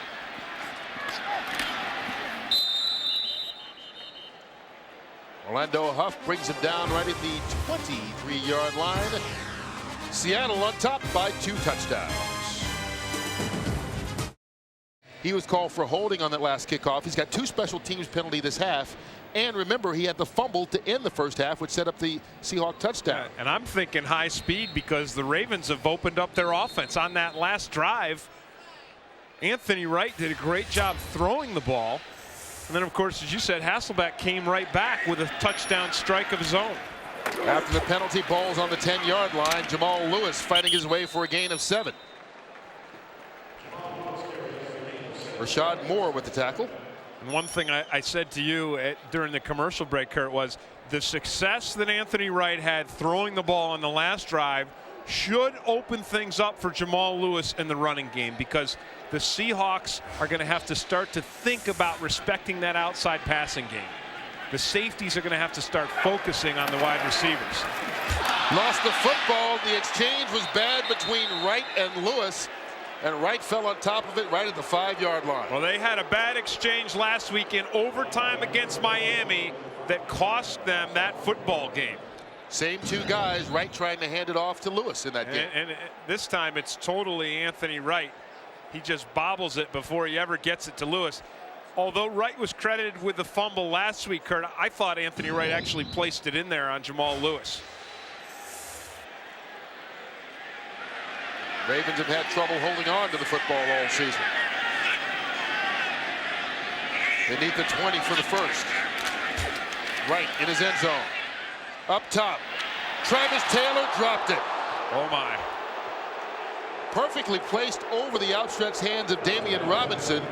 Yeah. And Taylor, who made a spectacular catch earlier in this half, couldn't get this one, which was simple. This is a really nice throw by Anthony Wright. Watch him gun this thing right in there, right down the pipe, over Robinson's hands, and it hits Travis Taylor right in the gut. So he makes the spectacular one-handed one, which you don't think he can make, but drops the one that hits him in the numbers. And so Dave Zastudil punting from the back of his end zone. Oh, man. A bad kick. That will roll out of bounds inside the 30-yard line. Inside of field goal range. Zastudil's had a couple of 50-yard punts today, but that one will only go for 24. More trouble for this Baltimore Raven team right now. 9:20 left to go in this third quarter.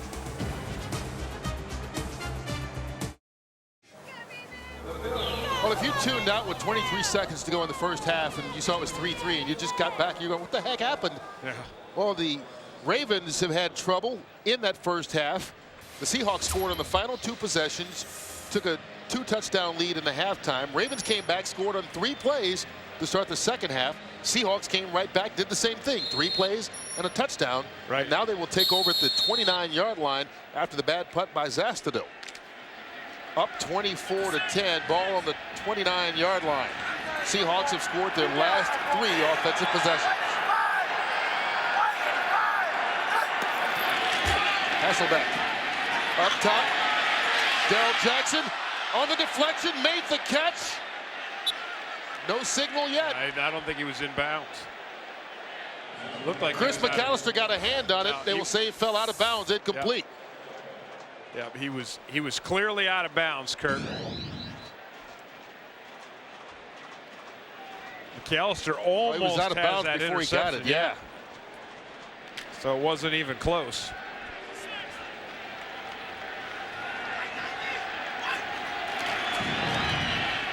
Sean Alexander slips a tackle.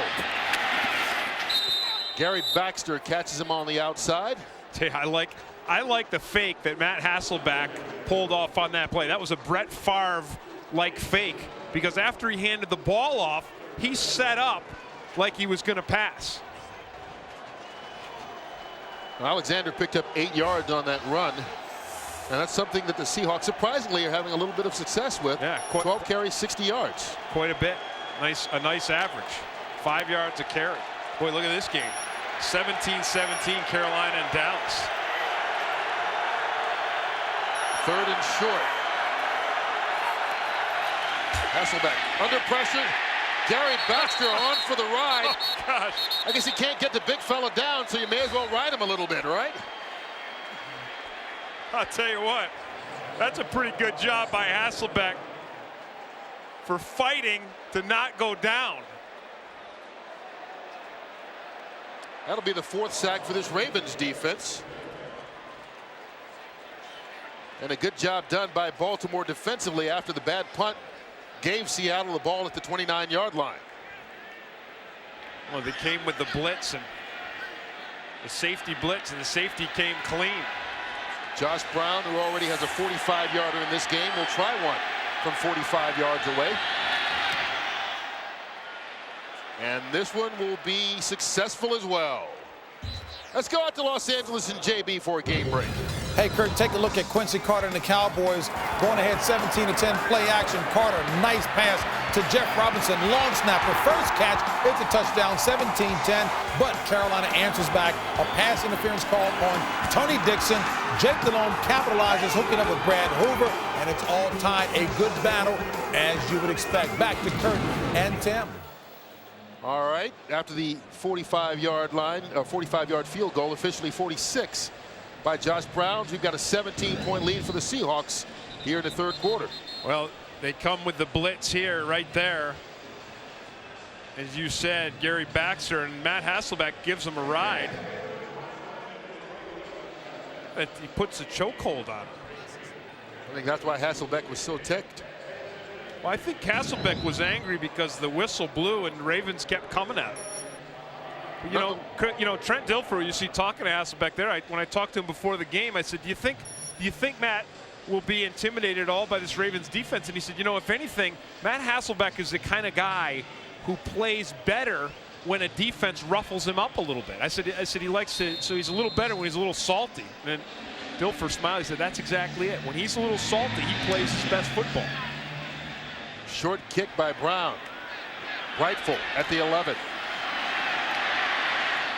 A nice return out to the 36-yard line of 25 yards by Lamont Brightful. I think the good news for the Ravens is they know they've got a deep strike offense suddenly. Oh, keep in mind, Fox NFL Sunday is Fox NFL Thursday this week with a special Thanksgiving edition. Packers at the Lions, an NFC North matchup. It all begins with a pregame show at 11:30 Eastern, 8:30 a.m. Pacific. Get your Thanksgiving tradition started with football on Fox. First down for the Ravens. That's Marcus Robinson, who caught that touchdown pass with a 5-yard reception here out to the 40. I think it's pretty clear, Kurt, down by 17. Anthony Wright is going to have to win this game, and he's going to have to make some of those throws to Robinson and Taylor and maybe Frank Sanders and Todd Heap. They're going to have to get something out of their passing game to climb back out. Right. Has the time, brings it down. Being chased, gets out of bounds just across the first down marker or right at it. We'll see where they spot it. Well, we talked right at the beginning of the game about Anthony Wright's ability to scramble, and we've seen some hesitation in the pocket before, but Wright hasn't successfully scrambled. On this play, he does it. He successfully scrambles. And I think you have to remember, when we talked to him about last week, which is his first start in 2 years, he said, you know, I just had to get used to the speed of the game again. So I think this week, in this game, he had to get used to the speed again in the first half, and it seems like he's adjusted to it. He did get the first down. They hand it off to Jamal Lewis. Lewis picks up 4 tough yards on the run. Chad Brown brings him down. It's just one thing this Ravens team hasn't had consistently this season, even with Kyle Bowler at the quarterback position, was balance, you know, where it was really all on Jamal Lewis. It was on him, where he had almost as many yards per game as the team had passing yards per game. Lewis had 124 per game running, only 127 yards per game passing. Seahawks coming on the blitz. Threw that one ahead. Lewis made a one-handed catch. Picks up a yard on the play. Lamar King with the tackle.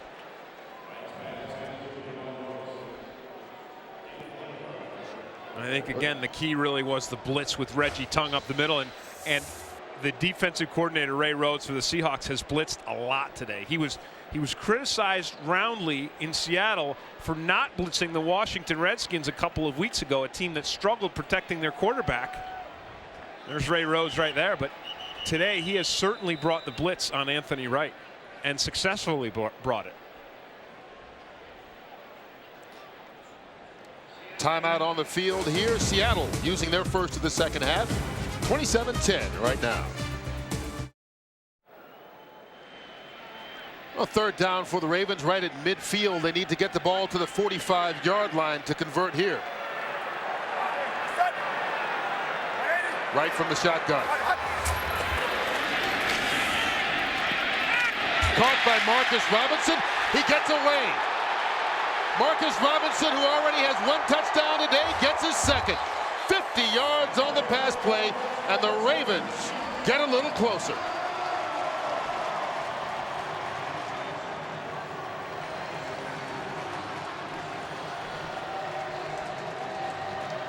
Well, Kurt, I said it a few moments ago. Suddenly, the Ravens have a big strike offense. In the first drive of this half, they went to Robinson for a touchdown. And right here, look at that. Robinson just blasts Reggie Tongue, knocks him down. And again, really reminiscent of Marcus Robinson in his Pro Bowl days in Chicago, where he just out-muscled people. Matt Stover gets the extra point, and Marcus Robinson, who caught passes for 1,400 yards in the Bears, or with the Bears, now doing it with the Ravens. Marcus Robinson and Travis Taylor, these wide receivers, helping Baltimore get right back in this football game. Every time Seattle scores, they come back with an answer. And let's not forget Anthony Wright. Look, again, 3 for 3 on that scoring drive. So the Ravens have scored 2 touchdowns in this second half, and this man right here, Anthony Wright, has been perfect on both of them. He's gotten help, though, from those receivers. Oh, yeah, absolutely. I mean, that touchdown was 90% Marcus Robinson. You can see the training staff working on Reggie Tong, who took the hit from Robinson. Robinson turned around right into him and then got away to break it open for the big run. Maurice Morris standing in his end zone to take this one from Wade Ritchie. This one will be down at the 5. Morris. He will go down at the 20. He was down. Whistles blew. That will not be a fumble. Jerome Sapp will get credit for the tackle. The Ravens didn't get that big play, but first down. Love to take a look at the last big play that they did get, because it's such a thing of beauty for Marcus Robinson. And again, Anthony Wright has got protection, nice delivery downfield, perfect pass, and there's Marcus Robinson just blasts Reggie Tong and then dives into the end zone. Had no touchdowns as a Raven before today. He's got 2 here in the third quarter. Hasselbeck going up top. Oh, he's got Darrell Jackson all alone down the sideline, all the way into the end zone. Another big play. This time 80 yards for the score by the Seahawks. The sprinklers back on, folks. And man, Jackson oh man, just beat Corey Fuller. Whoa. Jackson had Corey Fuller beat so badly, Kurt, that I got to believe that was just a broken coverage. I think Corey Fuller thought that Ed Reed had help over the top. And you could see Fuller kind of signaling that, saying, you know, over the top, because he just dropped Darrell Jackson. Darrell Jackson's 2nd touchdown reception today. 4th touchdown pass by Matt Hasselbeck, and the 80-yarder is a career long for the quarterback from Seattle. Right now they have re-extended that lead back to 17 points. Now the big plays just keep on coming. 3-3 with 23 seconds left to go in the first half, and now it's 34-17. And remember, this is the 3rd best defense in the National Football League coming into today. And Kurt, you could see it clearly. Corey Fuller believed that he either had Baxter or Reed, one of the safeties, helping him over the top. And the sprinklers right back on. All the wide receivers getting a chance to do it. Jackson with his 2nd touchdown.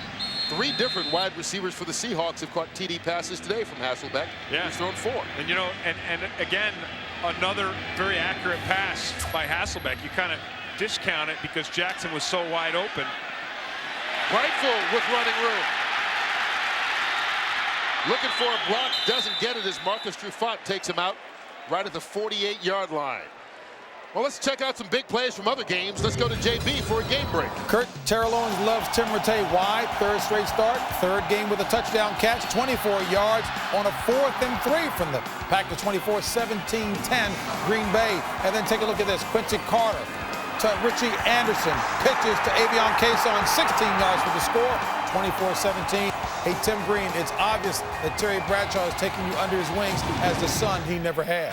Thanks, JB. Why do you think I'm still here after 10 years? Right after the good kick return to Jamal Lewis. Lewis with a stiff arm forced out by Anthony Simmons. Gonna be right near that first down marker. Just a tick short. Gain of 9 on the play. I'll tell you, Kurt, Anthony Wright has had a marvelous second half.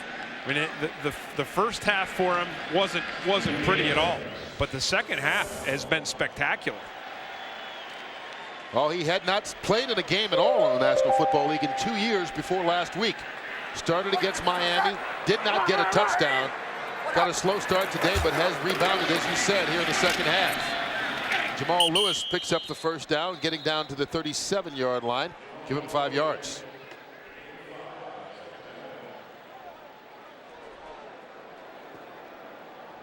Well, as I said, Kurt, when you start to open things up with the passing game and have the success that Anthony Wright has had throwing the ball, it should open up the running game for Jamal Lewis.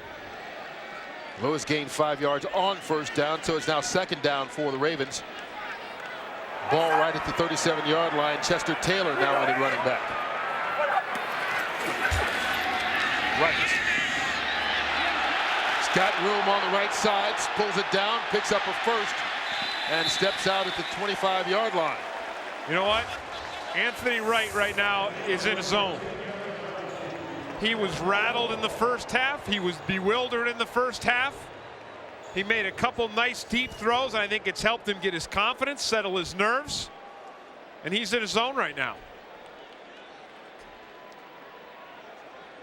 I remember he started this game, and we talked about it at the beginning. His wife has been expecting, it was supposed to be due the baby on Wednesday, not born yet. They're talking about inducing labor tonight after this game, and he admittedly has had that weighing on his mind all week long during practice. And that ball thrown low to Jamal Lewis. Incomplete pass. Jamal Lewis. Every time you see him do that, you have to wonder about those shoulders, Kurt. I mean, he's had to have a Novocaine or Xylocaine injection in those shoulders for the last 4 weeks. You can see the brace he's got on his right shoulder. Yeah. And the harness. That's an incredible. He's got a separation in the AC joint. It's incredibly painful. And as we said, he really hasn't been able to lift weights for 5 weeks.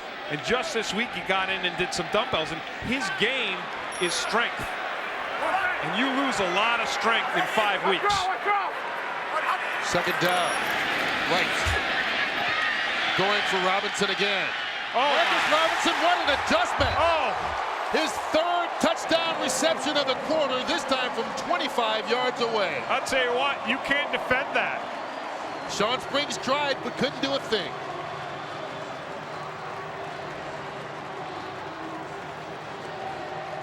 Anthony Wright's on fire, and Robinson is right there with him.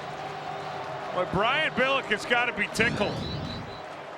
He's been dreaming of this kind of connection for a long time, since his days in Minnesota. I mean, look at Robinson, just works. I mean, Wright, all he has to do is put it up. And it's a 10-point game once again.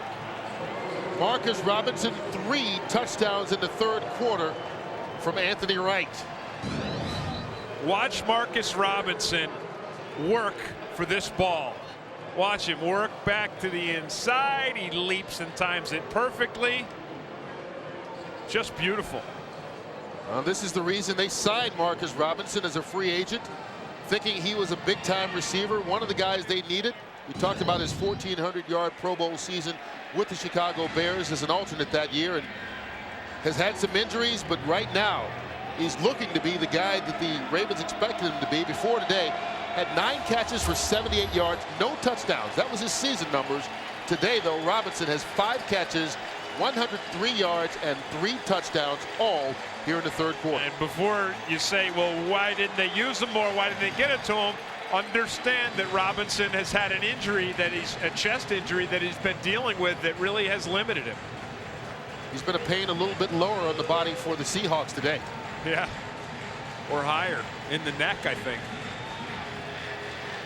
Of course, every time the Ravens have scored, the Seahawks have come and scored right back again quickly. And the Ravens have done a good job of answering.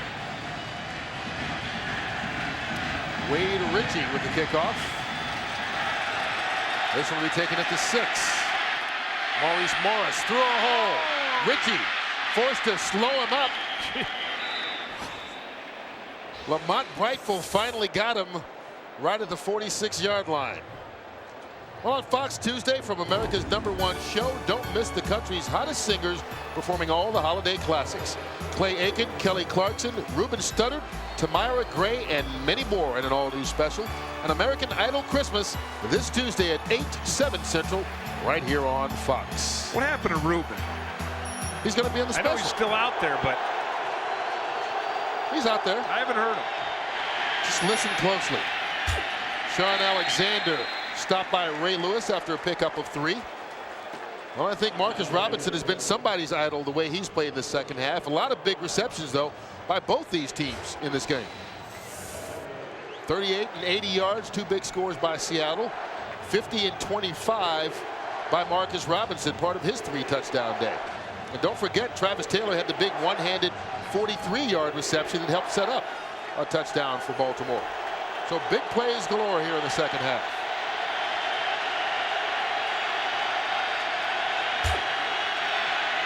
Hasselbeck tripped up. That'll be a sack for Boulware. Peter Boulware gets the 5th sack by this Ravens defense today.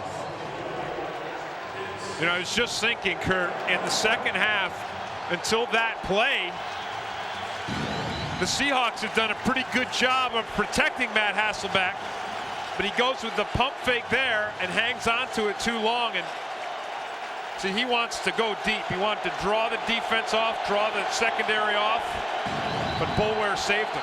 Ravens fans into it on 3rd down. Looks like a blitz. They're showing it up here. Hasselbeck caught. Bobby Ingram, 1st down Seahawks. 15 yards on the reception by Ingram, and I tell you, you look at Ingram, you look at Jackson, who has 2 touchdowns, and Corin Robinson, the 3 receivers for the Seahawks, have had nice games today. Well, we said right from the beginning, though, Kurt, that if you look at Seattle's personnel, and this is not a knock on the Ravens secondary because they're good players. I mean, they're physical players. And sometimes when you match up physical defensive backs against elusive wide receivers, the wide receivers have an edge. On 1st down. Over the middle, that one's caught. Bobby Ingram makes a move. Got rid of Ray Lewis for a little bit. Gets all the way down to the 20-yard line. Give him 16. And once again, Ingram, who's kind of the leader of this wide receiver group with a big play. There is a flag down on the sideline. It'll be against Baltimore.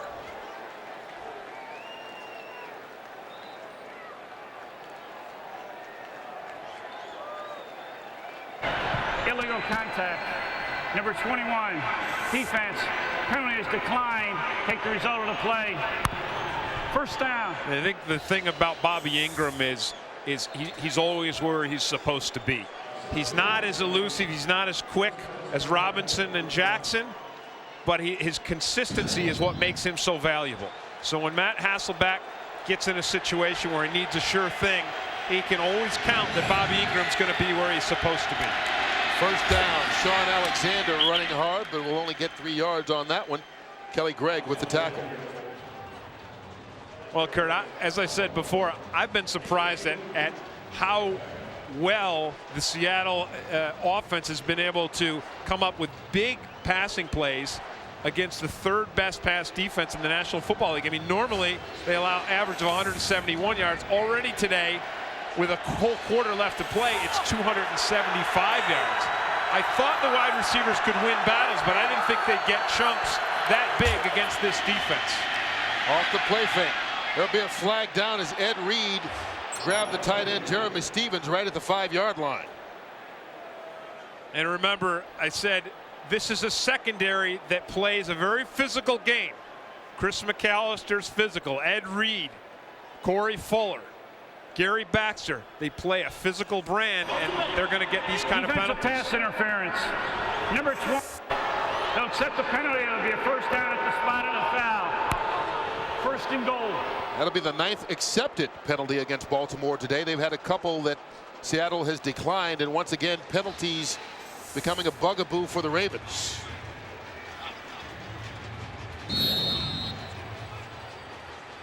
There it is right there.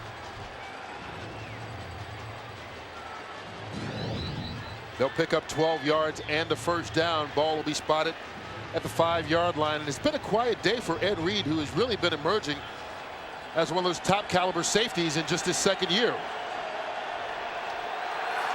1st and goal from the 5. Sean Alexander stopped right there. Cornell Brown with the tackle. I think part of the reason why it's been quiet for Ed Reed, Kurt, is don't forget Ed Reed is Ray Lewis's protege. I mean, the two of them work hard together when they're here, but when Ray Lewis goes home at night, Ed Reed goes with them, and they sit in Ray Lewis's place, and they watch film, and they break down film, and they look for tendencies, and they study the offense. And today, the Seahawks have gone against their tendencies, and it's gotten them 34 points. But the Ravens offense, surprisingly, has been able to keep pace here in the third quarter. It's a 10-point game. Ready to start the fourth quarter. Anthony Wright and the Baltimore Ravens trying to keep pace 34-24. I don't think anyone would have predicted this. Well, no, Anthony Wright's been outstanding in the second half, but also the Seattle Seahawks, both teams first place in their division. Seahawks 7-3 coming in, wanting to get a win on the road. And Kurt, if they're going to do what they want to do, get into the playoffs and go, who knows so far, their offense has got to perform. It's a high-powered offense with Hasselbeck leading the way, and today they have been outstanding against a vaunted defense. Second and goal from the 6-yard line. Sean Alexander bounces it outside, tries to get back in, picks up just a yard on the play before Peter Boulware made the tackle. Well, Seattle, right at the end of the first half, really got it going. In their last 5 possessions, they have scored 4 touchdowns and 1 field goal. These are the possessions here, including this one, where they have the ball right now on the 5-yard line.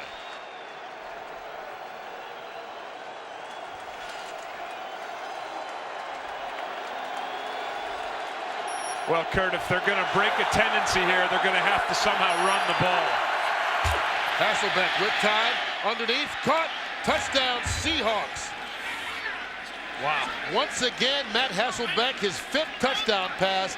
This one the 2nd caught by Bobby Ingram, who turns that sprinkler back on. And another just perfectly thrown ball by Hasselbeck, right between 2 defenders, because Bobby Ingram was bracketed, and the bracket to the inside was Ray Lewis. And the Seahawks have now scored on their last 6 possessions, 5 touchdowns and a field goal. And they're now at the 40-point mark, pending the extra point from Josh Brown. And it's now a 17-point lead once again, 41-20 for Seattle on top.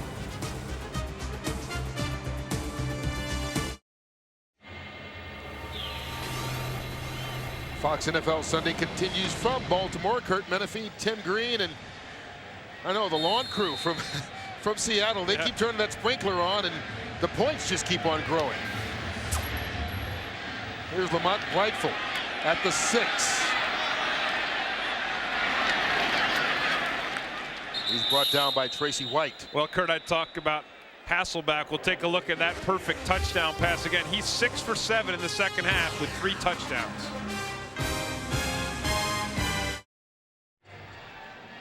Matt Hasselbeck with a career-high 5 touchdown passes. And there's 14-11 left. The way this game's going, he may get 10. And I'll tell you, he's been extraordinary in this second half. 6 for 7, 173, and 3 of those touchdowns in the second half. And his throwing has just been incredibly accurate. Anthony Wright has 3 touchdowns here in the second half as well. Goes back to pass this time, going for the big one. Travis Taylor goes up. Came down with it, but it's incomplete. Never had possession. Lucky it was incomplete. Otherwise, it would have been a fumble. Marcus Trufant right there with him. And Taylor lost the handle. Tell you, it's a great job of Taylor leaping up. But he's not able to hold on to that one. Trufant is on him.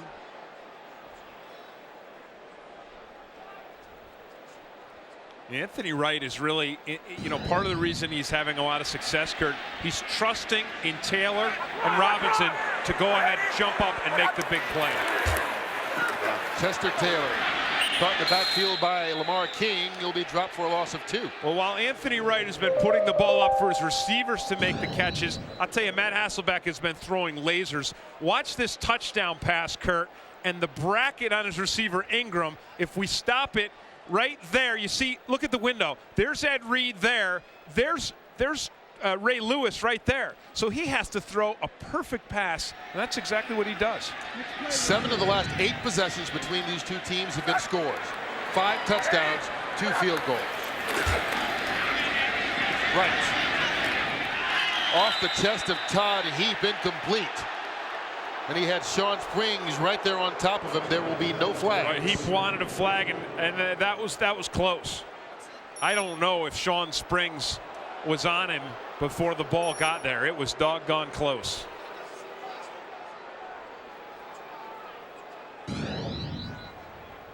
Take a look at it. There's Heap right there. Tell you what, too close to call, right? We haven't seen one of these in a while. It's a punt. Dave Zastadil to Bobby Ingram. Ingram gets wrapped up right at the 40-yard line. Chester Taylor in on the tackle, and he's slow getting up. Timeout here. Seattle up by 17. Chester Taylor got up and walked off under his own power, so he's over on the sideline as the Seahawks will begin at the 40-yard line.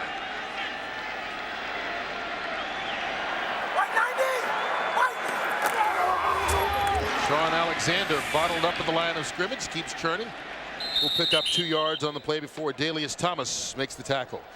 And you know, Tim, people will not believe this was a 3-3 game with 23 seconds left in the first half. It was kind of a slug in the first half until those last 23 seconds. You look at the yards per play in the first half, only 3.4, and since then over 10 yards and 6 touchdowns, 10 yards a play. No score in the first quarter, a couple of field goals in the second, and all of a sudden both teams break out here and put up what to this point is a combined 65 points, and there's still 12.5 minutes to go. Hasselbeck. That one off the mark, intended for Bobby Ingram. Let's go down to the sideline and Brent Harris for an injury update. Well, Corey Fuller is out of the game right now, but it is not for the injury. It's not the pulled groin that he suffered a few weeks back. Right now, it's a coach's decision, and Corey Fuller on the sidelines. Back to you, Kurt. Well, Fuller got pulled, Kurt, after he got beat by Darrell Jackson on that touchdown, and we speculated that Fuller thought he had help over the top. Evidently, he wasn't supposed to have help over the top, and that mental error put him on the sideline. Max Strong needing the 50 for the first, gets it. And the 11-year veteran, the fullback who doesn't get many opportunities, rumbles for 18. You know, you talk about breaking tendencies, right? And the Seahawks have done that all game long. We've seen Hasselbeck looking one way, pumping, and throwing the other way against his tendencies. Look at this, 3rd and 8, and they hand it off to Max Strong, the fullback. I mean, Ray Lewis misses the tackle, and you can guarantee that Ray Lewis had no idea that they were going to run a draw to the fullback on 3rd and 8. Probably have never done it before this season. So they have it at the Baltimore 40 now. First down. Play fake. Hasselbeck. Atula Mealy was caught up with the Dalius Thomas, incomplete.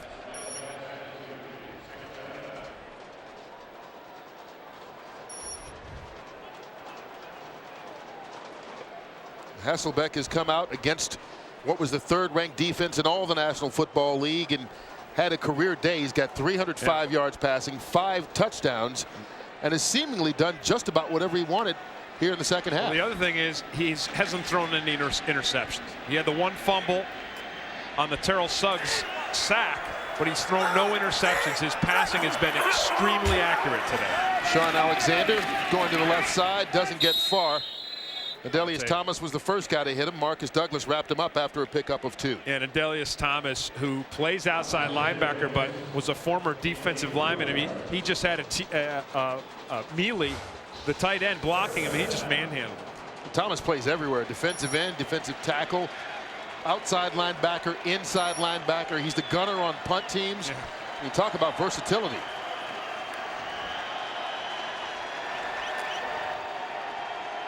Also the guy they say keeps everybody loose when Ray Lewis is being very intense. On 3rd down, Seahawks need the 30. Maurice Morris.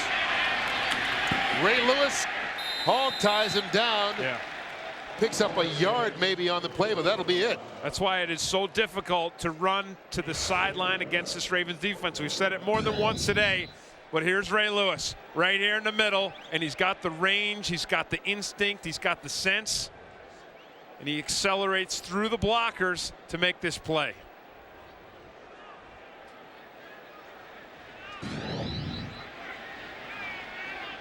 Ray Lewis, the leader of this team right now, standing on the sideline after his defense was able to stop Seattle for one of the rare times here in the second half.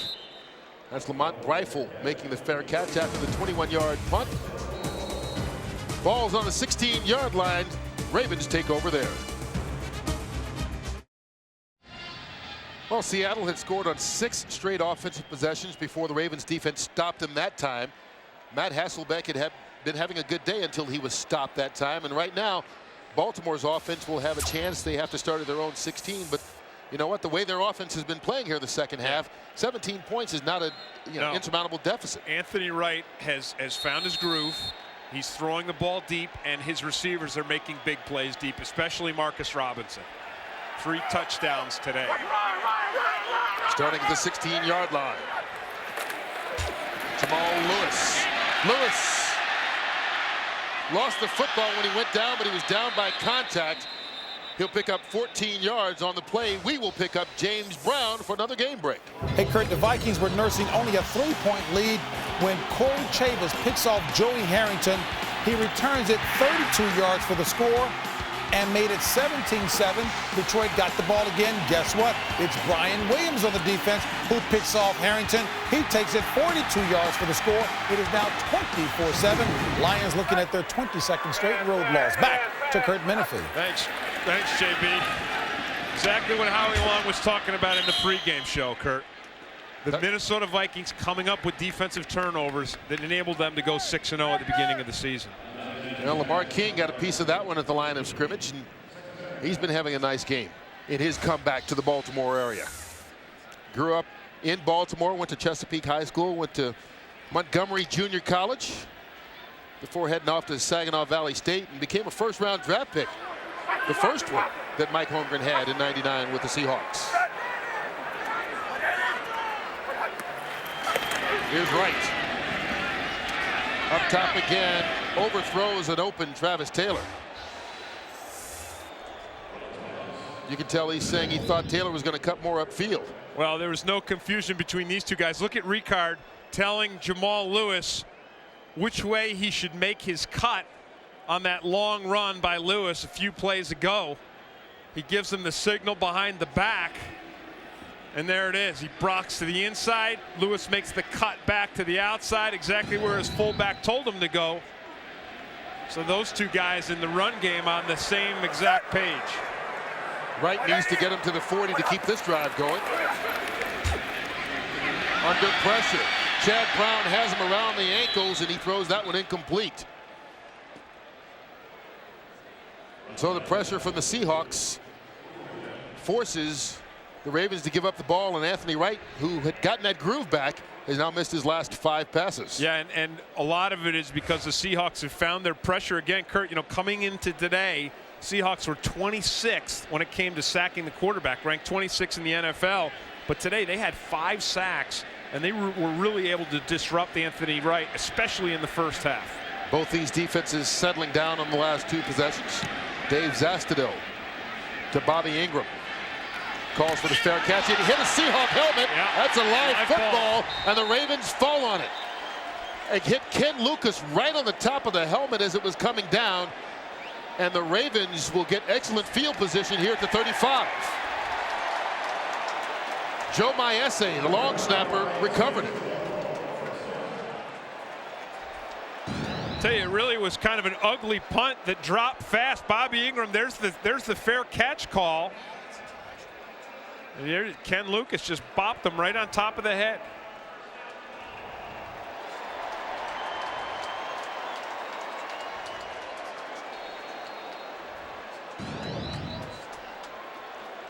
And so Wright and the Ravens will have a shot at it, starting at the 35 of Seattle. Jamal Lewis. Ball came out. Scooped up. It is a fumble. Damian Robinson with the recovery, and they gave it right back. Now the officials discuss it. If it is a fumble, it's the 4th one in the last 3 games for Jamal Lewis. And I promise you that part of the reason why he's fumbling the football, Kurt, is he's got an injection in that shoulder. That's a bad shoulder. Ruling on the field is this is a fumble, out of bounds, Seattle's ball. And if perchance the Ravens challenge that, it's going to stay a fumble because you could clearly see that Jamal Lewis was not down. The ball was spinning in his hand before he went down. And so the Ravens will be unable to take advantage of the excellent field position after the turnover on the punt. And I guarantee you that the reason why Jamal Lewis is having trouble hanging onto the football is because of that injury, because he's not been able to get into the weight room. And, you know, he's just not as strong as he was. No one can be. When you're used to lifting weights all the time and you stop for 4 weeks, you lose it. Sean Alexander. Pick up a 4 on the play, flag down late. You know, really, with the whole weightlifting, and it's so much a part of the game, being strong and training, Kurt, in 72 hours, you start to atrophy. When you train the way these guys do, you lose it. Number 71, 10-yard penalty remains, first down. That's on the Pro Bowl left tackle Walter Jones. Well, he's smiling. I don't think much has atrophied on Jones, has it? No. Here's a guy who's back-to-back years had training camp holdouts show up right before the season starts and then goes out and plays to a Pro Bowl level.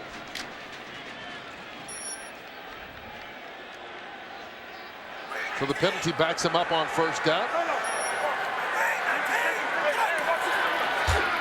Max Strong. Strong will pick up a couple of yards on the play. Marcus Douglas with a tackle. Well, Kurt, we talk about Jamal Lewis and last week in overtime. Now, again, really to be fair to Jamal Lewis, this fumble was later credited back to Anthony Wright, but it was that fumble on the exchange that cost the Ravens that game in overtime.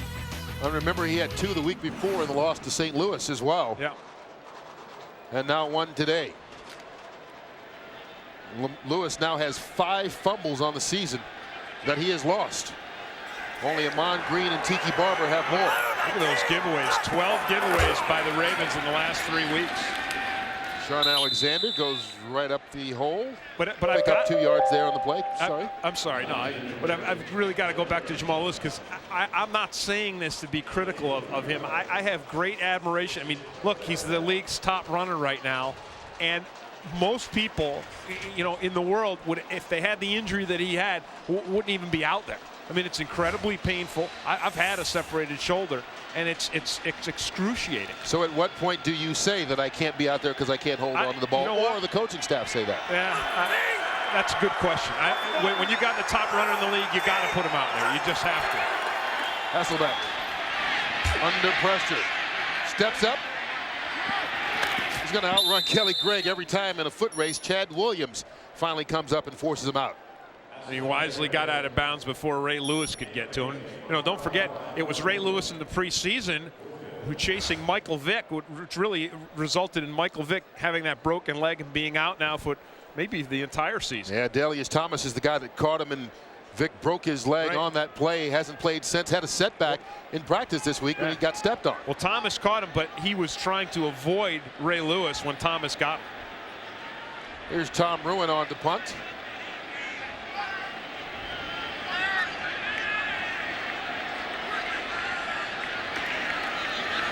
That was blocked by Ed Reed. Reed gets up into the end zone for the touchdown. That's a specialty for Reed, his 4th career block punt and his 3rd career touchdown on a block punt. You remember, he told us Friday, he said the key to him blocking the punt wasn't the punter, it was the center. And he said, if the center has any kind of hitch at all, I'm going on the hitch. And that's how I block punts. Great get off, inside move. Blocks it perfectly. What a huge play. Huge. Well, Reed did the same thing in a game earlier this year against Arizona. And now doing it this time pulls his team to within 10 points. We talked about how special he has been throughout his career blocking punts. Here it is. Started last year as a rookie when he blocked one against Denver. Then the same thing against Tennessee. That one was returned for a touchdown. And then it's deja vu all over again. Against Arizona, blocked and returned for a touchdown in the victory out there in the desert. And then today, Reed blocking Tom Bruin's kick and scooping it up and going in for the score. And I think as impressive as the block punts are, the presence of mind to find that football and get up and score with it is just as impressive. You know why, though? Because he's been blocking punts since he's been in high school. He's really perfected the art of blocking punts, so he expects to block them, and therefore he has the awareness and he's ready to scoop it up and score the touchdown. And he talked about his pride of being a special teams player, said it was instilled in him at the University of Miami, because if you were not going to be a starter and play special teams, that meant you wouldn't be a starter. Everybody was going to play special teams regardless. No, what it was is, if you were a starter, if you had to rest and you said, Coach, I need a rest, okay, you're going to rest on defense. Right, exactly. You never got to rest. Stay in on special you never teams. got to rest on special teams. You know, in a game, if you were going to rest, if you needed a break, you were going to come out on defense, not on special teams. And so the block punt for a score pulls it to a 10-point game. Wade Ritchie kicking things off. Kerry Carter will take it at the 10-yard line. Carter will be brought down after a return of 15 yards. Well, if you missed the pregame show today on Fox NFL Sunday, here's a taste of what you missed. So this whole thing is you and Gruden. He didn't respect you, and that's why you're here on this show today. It's deeper than Keyshawn Johnson and John Gruden in that organization, too. Trust me on that one. I don't know about you, Kurt, but I don't buy the conspiracy theory. Well, I think what Keyshawn is saying is there are troubles in that front office and coaches. No. I'm saying, but he is right about that. But that had nothing to do with his situation and his behavior, which was entirely separate from the front office problems in Tampa. I think he's just trying to muddy the waters. You could say that about any organization. Oh, there's turmoil. Diving catch by Tula Mealy. Out to the 44-yard line, 20 yards on the reception. Nice play by Mealy. Boy, Hasselbeck again, right? Perfect spot. Perfect throw by Matt Hasselbeck. Man, look at this. Look at the delivery on this sucker right there. Look at that. I mean, that is just perfectly thrown. Ed Reed thought he had an interception there. Did you see him? He thought it was coming right to him, and Mealy made the diving catch. Right now, this Ravens defense needs to do something to stop Seattle with the clock now down under 6 minutes. They need to blitz Hasselbeck. They need to get in his face, Kurt, and stop him.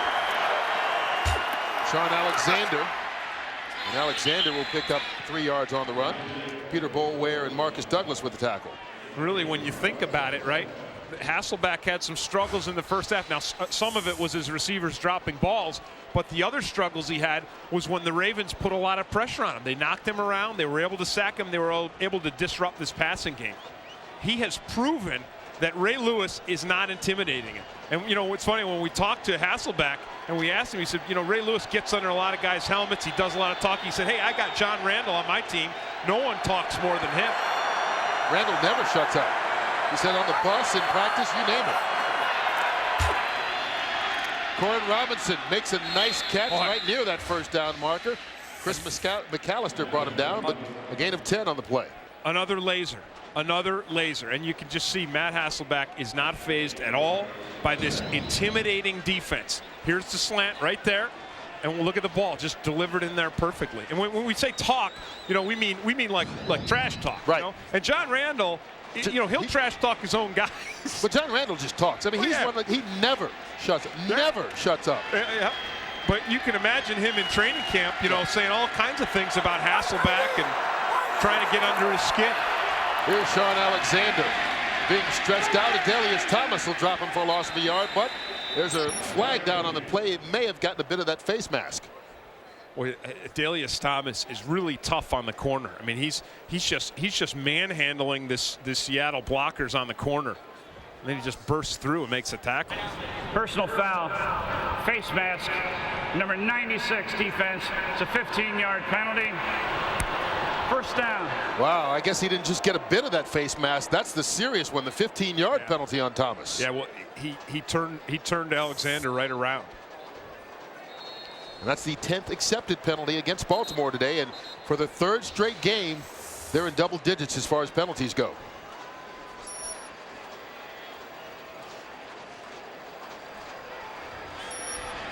This will move the ball down to the 31-yard line.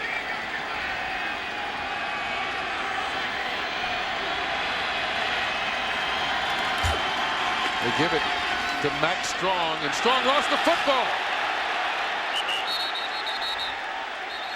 Oh, we talked about the Ravens defense needing to do something to stop Seattle. If they can recover this turnover, this would be a big step with 4:16 left to go. And the Ravens have it. And guess who strips it? Who do you think is in the center of it all, making the big play? The protege Ed Reed made the big play on the punt block. Seahawks driving. There's Ray Lewis right there. Perfect form tackle. Wraps up, gets his hands on that ball, and it is coming out of there.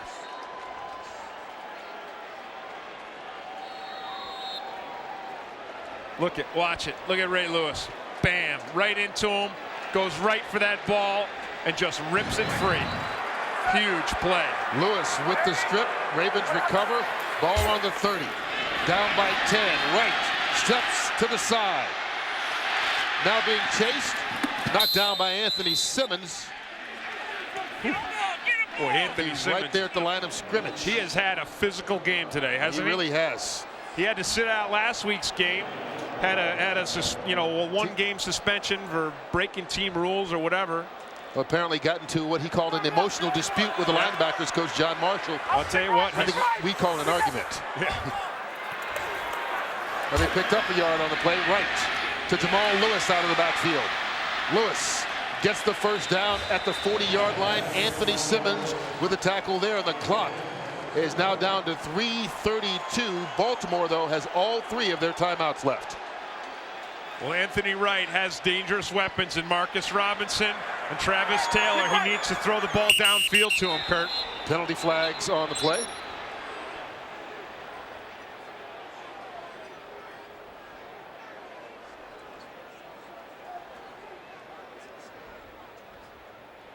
Remember Marcus Robinson, 103 yards and 3 touchdowns today.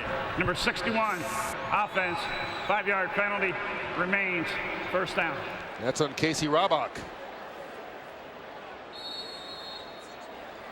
So another penalty against the Ravens. 10 for 92 yards. Minnesota won over Detroit.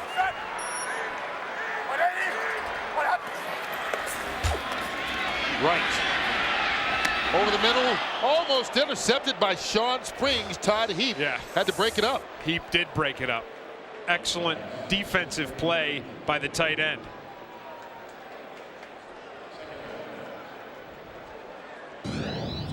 Anthony Wright forces this ball down the seam. Springs is right there. There's actually 2 defenders right there. But Heap pops Springs right in the back, and he coughs up the ball. So it'll be 2nd and long.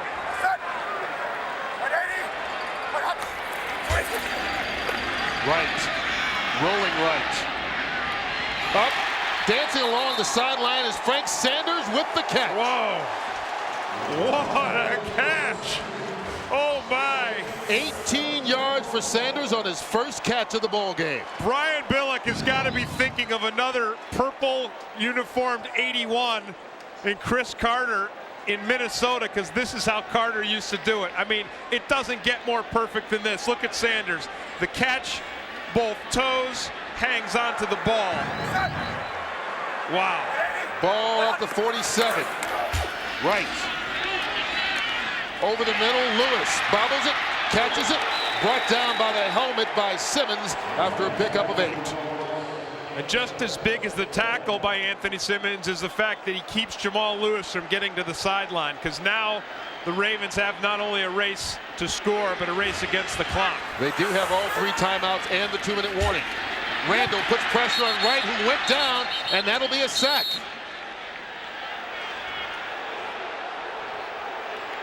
Fifth sack of the day for Seattle, and that's the 2nd for the old man John Randall, now in his 14th year. Well, the crowd doesn't like it, but it's either got to be a sack or an intentional grounding.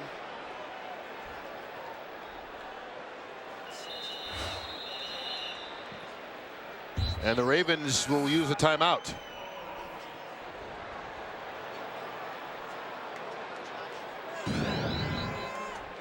Here's John Randall on the inside.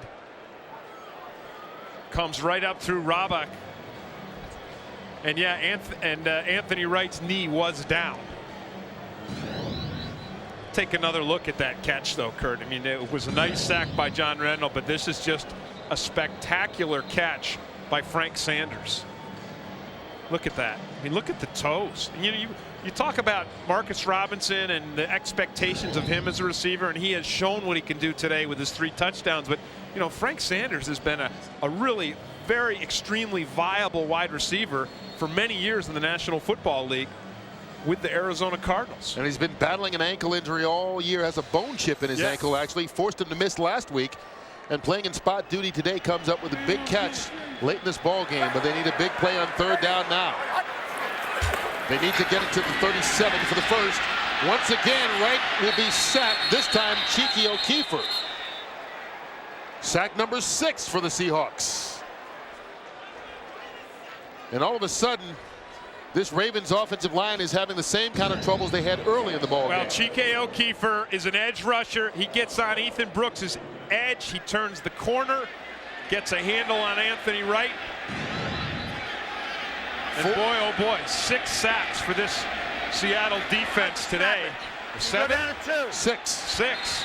And they will let the clock go down to the 2-minute warning. And right now, the Ravens are playing with backups on the right side, and Ethan Brooks and Casey Robach instead of Benny Anderson and, of course, Orlando Brown. Chester Taylor and the Ravens hoping this is not a lonely feeling at the end of this one. This is a key 4th down for them, but they need about 1.5 miles. Ball's on their own 35, and they have to get it to the 37-yard line of the Seattle Seahawks to keep this drive going. But what a valiant effort, surprisingly, after 2 terrible plays to end the first half. They went down 14 at halftime, and they have hung in score for score in this second half with this high-potent Seattle offense. 4th and long. Right. Robinson had a chance. He tipped it, and it's caught. Frank Sanders is there to catch the tip pass from Marcus Robinson, and it's a 1st down for the Ravens.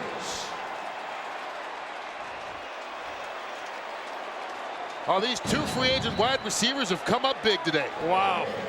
He puts it up for Robinson. His leap isn't enough, but Frank Sanders finishes it off. Look at that. What great concentration. What great concentration. 44 yards on the reception. Ball now at the 20. Right. Underneath, Jamal Lewis. Lewis brought down at the 12-yard line. Chris Richard with the tackle, and Ravens fighting the clock right now. They've still got 2 timeouts to go with 1:36 left on the clock. Right. To the sideline. Sanders, his 3rd catch in the last couple of minutes, fought to get out of bounds. Ken Lucas with the tackle. But Wright has been impressive here. People wondered why he was promoted from 3rd-team quarterback to the starter when Kyle Bowler went down by Brian Billick. And in this second half, he looks like the guy that Billick believed he could be. Absolutely. Not only throwing the ball, Kurt, but he's had some nice scrambles as well. Boy, Dallas taking down Carolina. Man.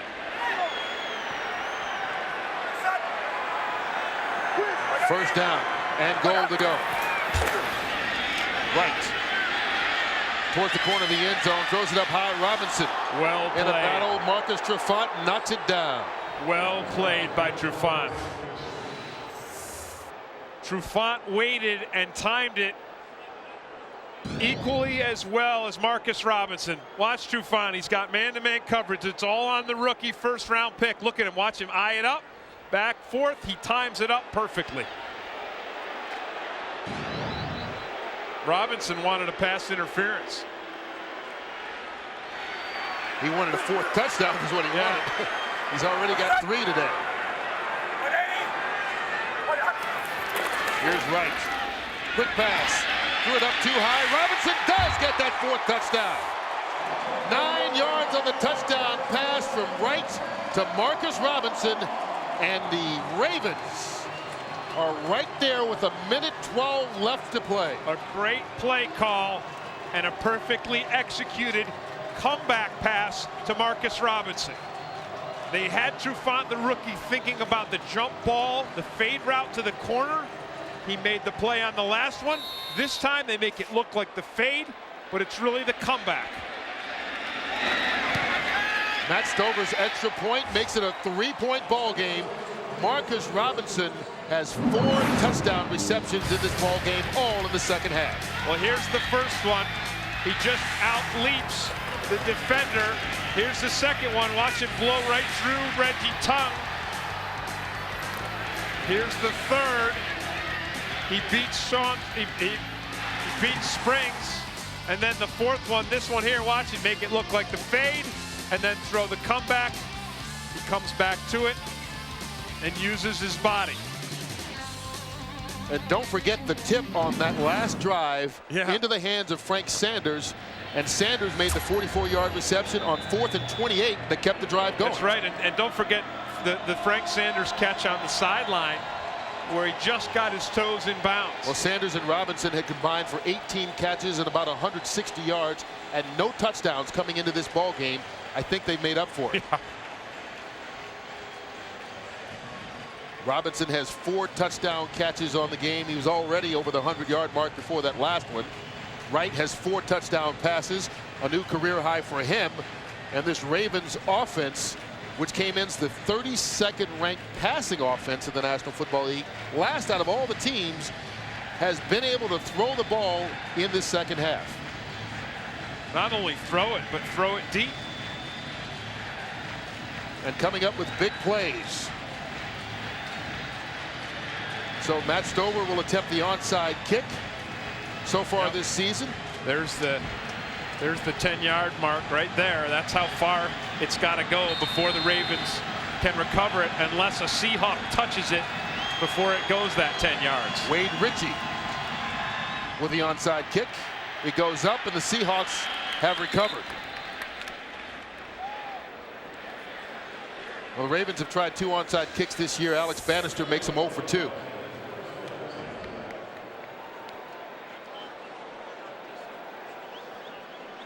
Marcus Robinson, his best day as a Raven, obviously.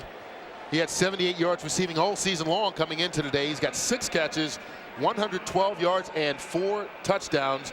But it appears as though it won't be enough unless we do see a Joe Pisarcik type play. Well, I'll tell you, think of the Joe Pisarcik type play, though, in the first half, Kurt. Ravens have the ball. They're down 10-3. 16 seconds left. They hand it off to Chester Taylor on an off-tackle play. Taylor fumbles, and the Seahawks score on the next play with 8 seconds left. 8 seconds to go. Sean Alexander with a short run, and really the last 23 seconds of the first half may turn out to be the ball game.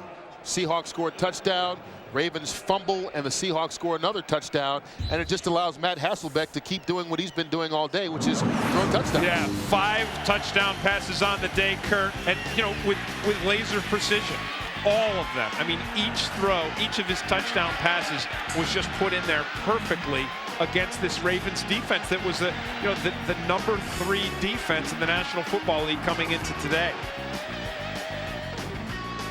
Bobby Ingram has 2. Darrell Jackson has 2. But Matt Hasselbeck has his best career day throwing as far as touchdowns with 5 to match Anthony Wright's career best of 4.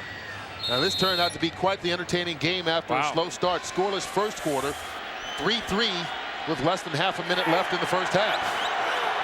But now it's 41-38. Sean Alexander helping wind down the clock. There is a penalty flag on the play. And as I said earlier, for the Seahawks coming into today with a 7-3 record, but a 1-3 record on the road, to come into Baltimore and play a vicious Baltimore Ravens defense with their West Coast offense and Matt Hasselbeck, kind of a young quarterback, and play the way they played. There's no infraction on the play. Number 77 had reported.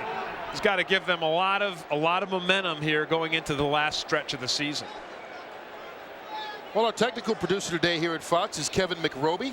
Washington, D.C.'s Jimmy Platt is our technical director. Baltimore natives Gene Matthews and Steve Baldwin are in tape. Towson's Terry Wallace and Bill Murillo are on camera. Jamie McCombs and Jeff Morello make the game sound great for us. There's Terry Wallace. Keith Dornelis makes the pictures look crystal clear.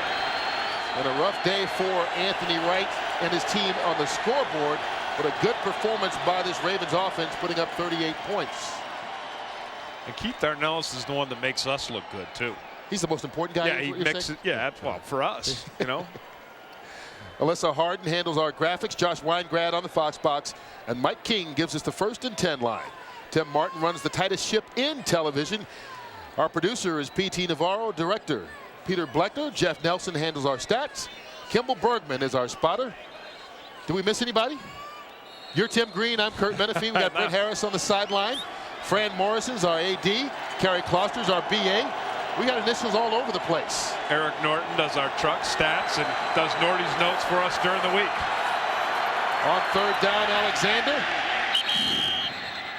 Falling forward now. He needed the 32-yard line to get the first.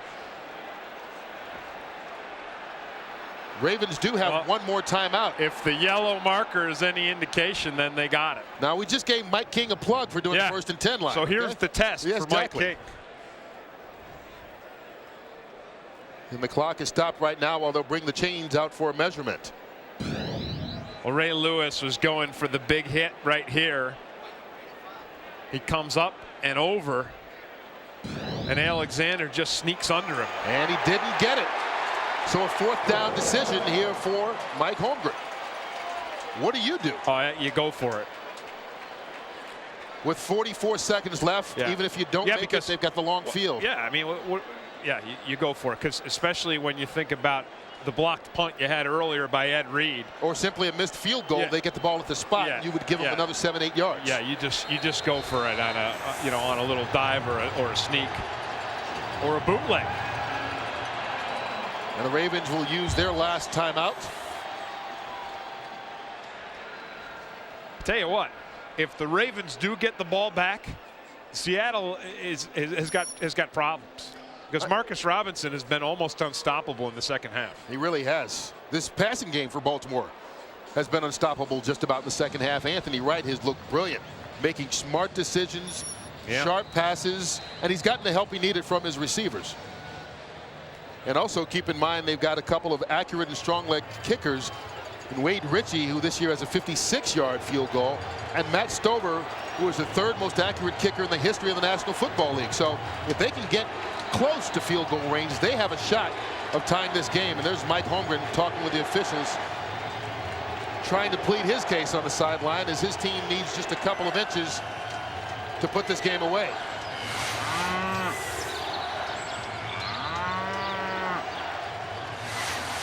Oh, this is a football town, Baltimore, and you can hear this football crowd all into this 4th down play. Hasselbeck leans forward. Now, if they spot his initial progress, which they should, he got the 1st down.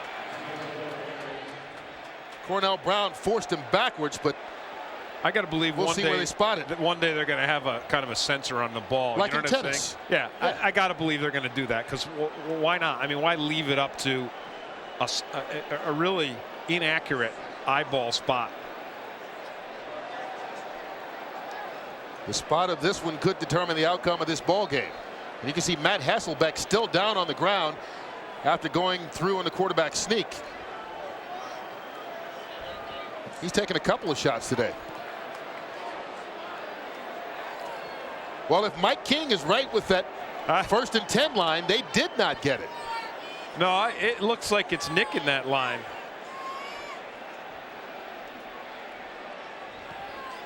Well, here comes the change.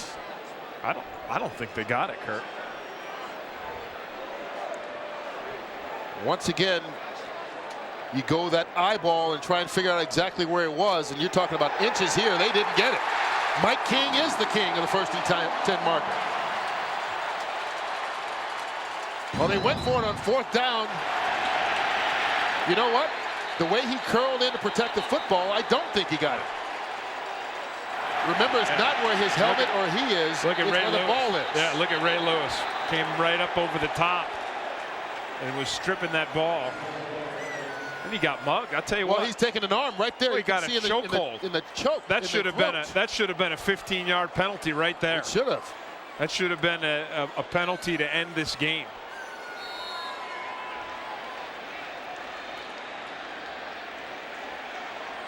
And that was Cornell Brown putting his arm right on his throat. Nonetheless, Ravens take over. They are out of timeouts. Ball on the 33-yard line. That one intercepted by Damian Robinson, but he's out of bounds. Lucky break for the Ravens. A well-timed jump by Damian Robinson, and this is risky here. You got to make this right.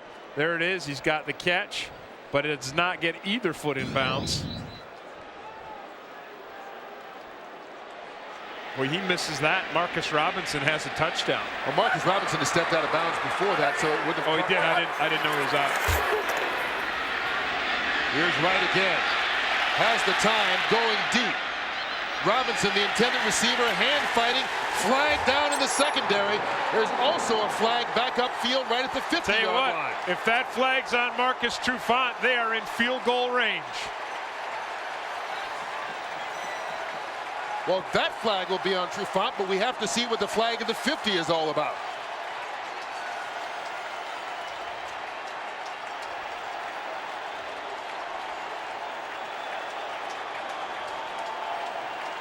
Marcus Robinson has been the go-to guy here in the second half.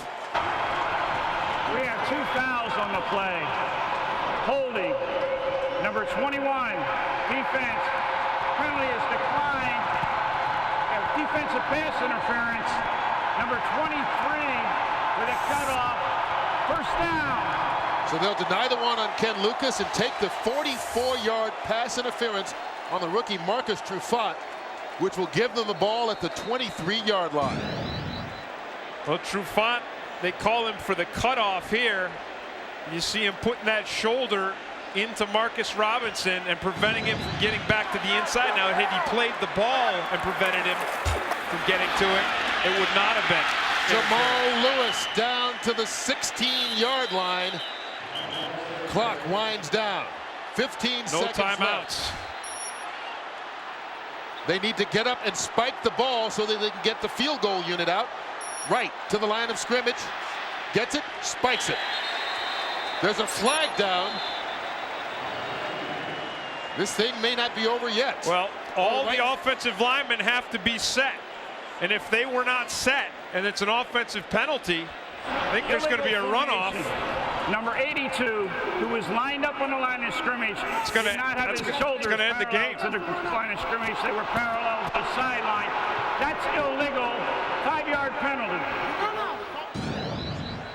So Terry Jones Jr. called for the penalty. There he is right there. You can't face that way, young man. That's what the penalty is for. So it backs him up 5 yards. It's really not that big a deal under Matt Stover as the field goal kicker. And I thought that you have a runoff, but you don't. If you stop the clock with a penalty under a minute left, you should have a 10-second runoff. If an offensive penalty stops the clock with under a minute left. But the clock was already stopped because of the spike. So I apologize for my confusion on that. So here we go, Matt Stover.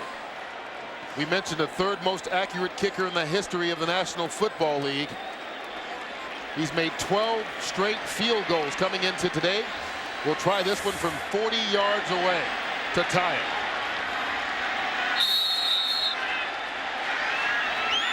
Dave Zastadil with the hold.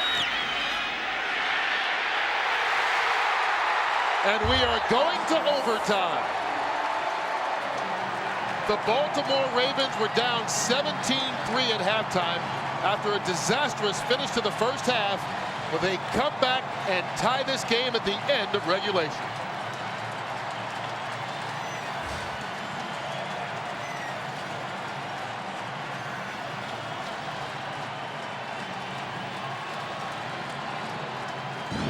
I think Mike Holmgren wants the clock to have stopped, but on a field goal, They will typically run 4 seconds off the clock on a field goal attempt. You know, there's so many places you can look for turning points in this game. But remember the 4th and inches that Cornell Brown made the stop of Matt Hasselbeck, which gave his offense the ball back. Then they get a pass interference penalty that helps set up, with no timeouts, a chance to tie this game, and Matt Stover makes it an opportunity well deserved. Now here's the clock. There's the field goal. And the clock, like I said, Kurt, they will on a field goal attempt, it's what they do. They let 4 seconds run off.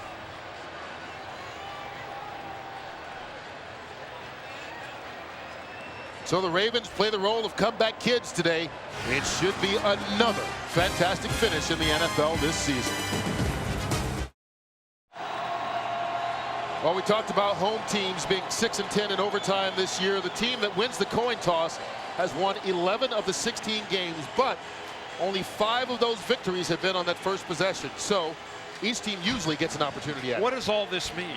It means everybody gets a chance to have the football. For all these people who say it's unfair that a coin toss decides the outcome of the game, it's not unfair because both teams have a shot at it. That's the point I'm trying to make. Tell you what, 82 points scored in this game. Who would have thunk it, huh? Maurice Morris from the 10. Morris gets it out to the 26-yard line. Alan Ricard on the tackle. Here's Matt Hasselbeck. Hasselbeck, who has had a spectacular game, 23 of 40, 333 yards and 5 touchdown passes with no interceptions, needs to put his team in position to try and win it. Ray Lewis and this defense of Baltimore will do everything they can to stop him.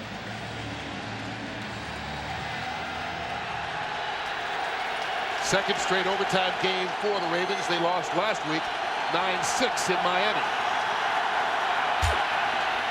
Hasselbeck, quick pass, Darrell Jackson, incomplete.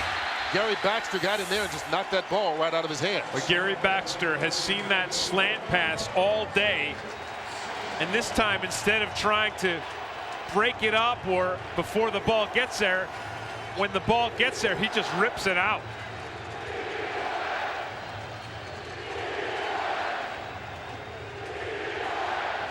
Crowd asking for something we haven't seen a whole lot of today, defense. At least not since halftime.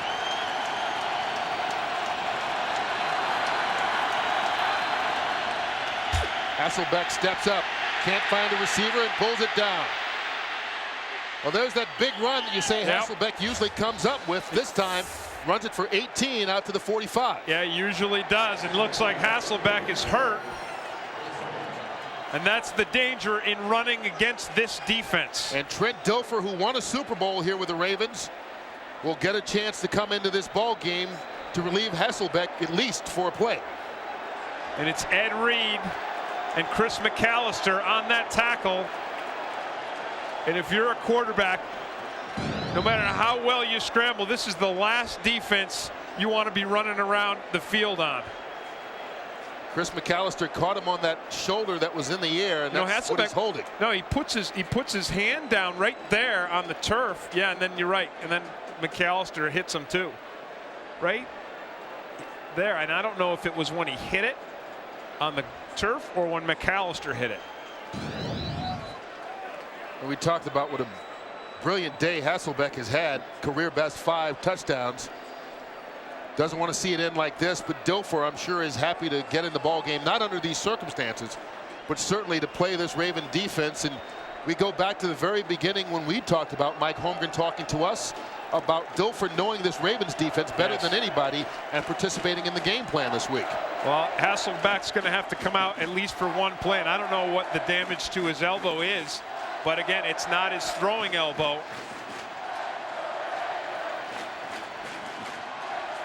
Here comes Dilfer. I'll tell you, the way Holmgren was talking to him, he was talking to him about a pass play. So it'd be interesting if Dilfer coming cold off the bench, if Holmgren gives him a pass play right off the bat. Ball on the 45-yard line. First down for Dilfer. Back to pass, pump fake, goes up top. Overthrows Darrell Jackson, incomplete. Let's complete one out to LA and JB. Hey, Kurt Menefee, Adam Vinatieri had his first field goal attempt in overtime, blocked by Houston. He gets this second one, 2 minutes remaining in overtime. 28-yarder, New England wins it. 8th consecutive overtime victory. That is a league record. Back to Kurt and Tim.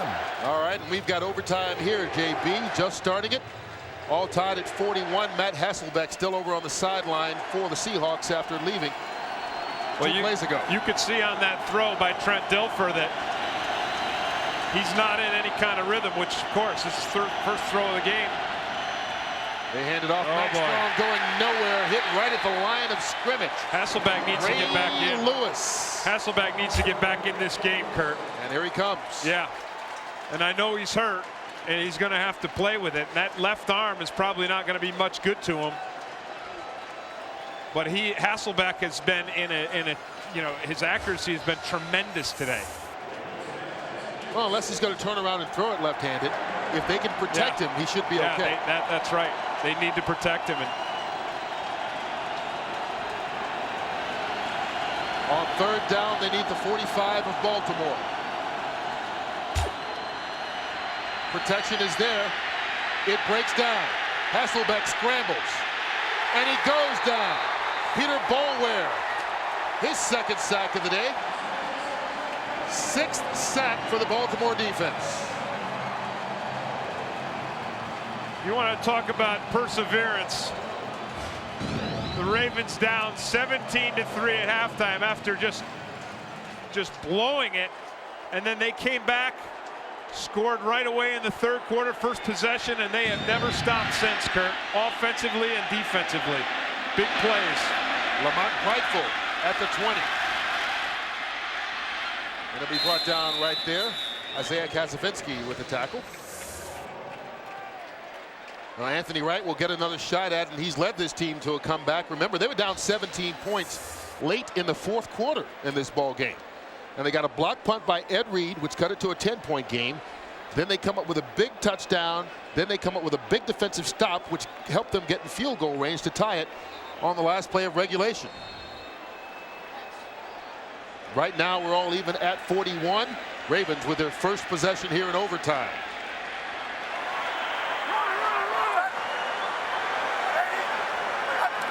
Wright fakes the handoff.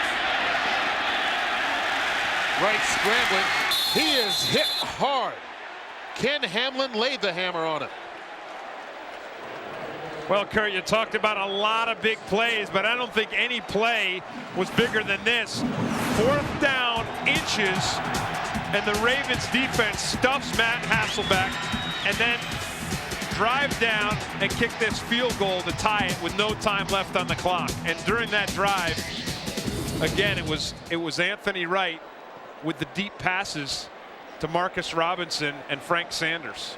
Ken Hamlin, who's been playing with that sore knee, just lowered the boom on Anthony Wright, but he re-injured himself. He hobbles off the field right now, and the injury stops the clock.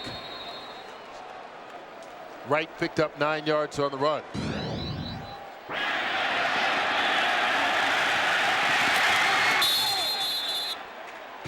Hey, he stoned Anthony Wright.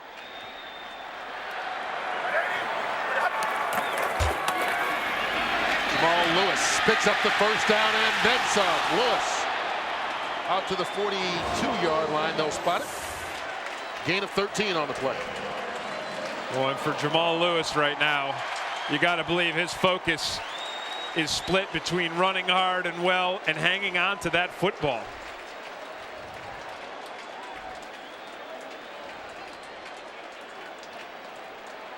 Lewis now over the 100-yard rushing mark today. He's got 20 carries for 102 yards, his 8th 100-yard game of the season.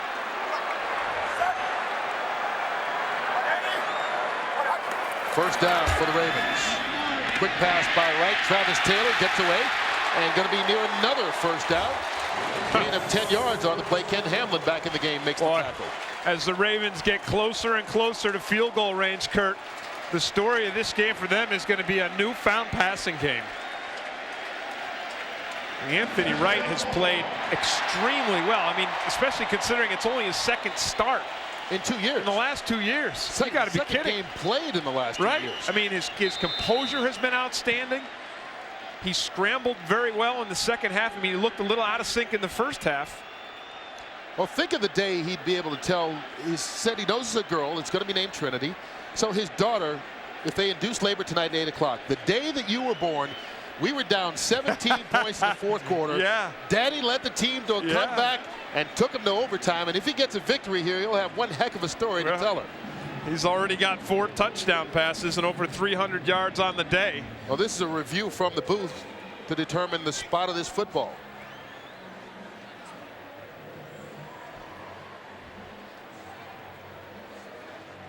Right over on the sideline talking to Matt Cavanaugh, the offensive coordinator. Whatever happens today, Anthony Wright has given himself instant credibility with this Ravens team, which he did not have coming into this game. I think people looked at Anthony Wright as just a stopgap guy who should just try not to make mistakes and hang in there. Reviewing the play, the runner's knee was down at the 48-yard line. Therefore, it's not a first down. It'll be second down at the 48-yard line. So they reviewed the spot and they'll back it up a yard. So it'll be 2nd and 1 for Brian Billick's team.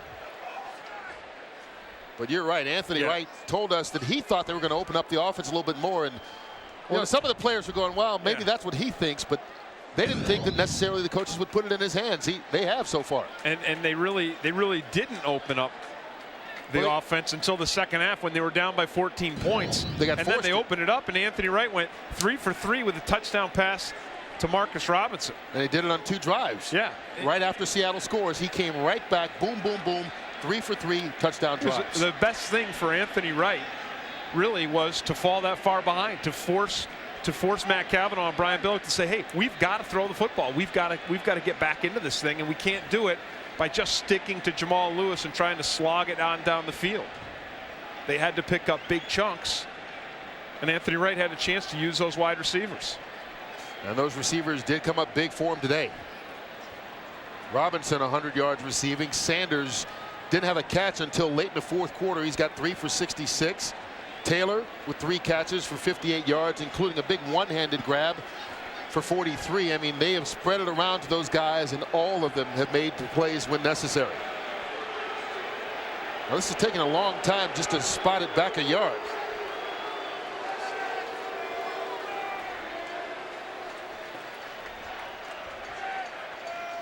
They reviewed the play. They saw they were a yard short. Put the ball down. Let's go. Yeah.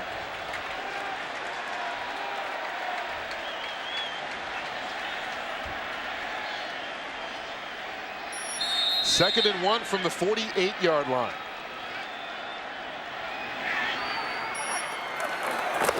Jamal Lewis dancing in the backfield, and Anthony Simmons once again lost his helmet, but made a heck of a play.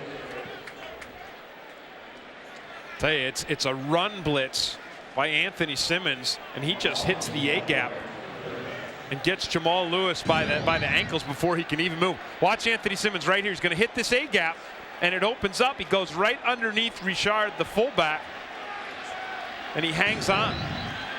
Simmons now with 12 tackles in this football game. 3rd down. The pitch to Lewis. They got the corner. Slid along the sideline and picked up the first.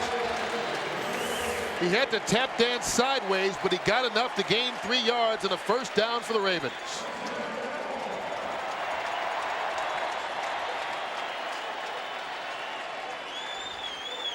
So it's big Jonathan Ogden is the guy out there leading, and he just gets just a little bit of a block on Lucas, and it's just enough for Jamal Lewis to pick up that first down. Ball on the 46. Flags on the play. Yeah, probably offsides against the offense. They showed a blitz right up the middle. False start.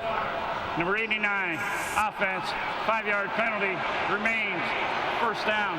When was the last time you saw a team have 13 penalties in a game and put up 41 points? Yeah, usually those penalties, and that's what happened to the Ravens in the first half. Their drives kept getting stifled by those penalties. This one backs them up into their own territory. But that was before they had any confidence in their passing game. They've got confidence in the passing game now. Seahawks on the blitz. Right, throwing downfield. Travis Taylor goes up, can't get it. Ken Lucas was right there with him. There's a penalty marker down at the 40-yard line. Someone went downfield who shouldn't have. Oh my. And so all of a sudden, penalties in a row.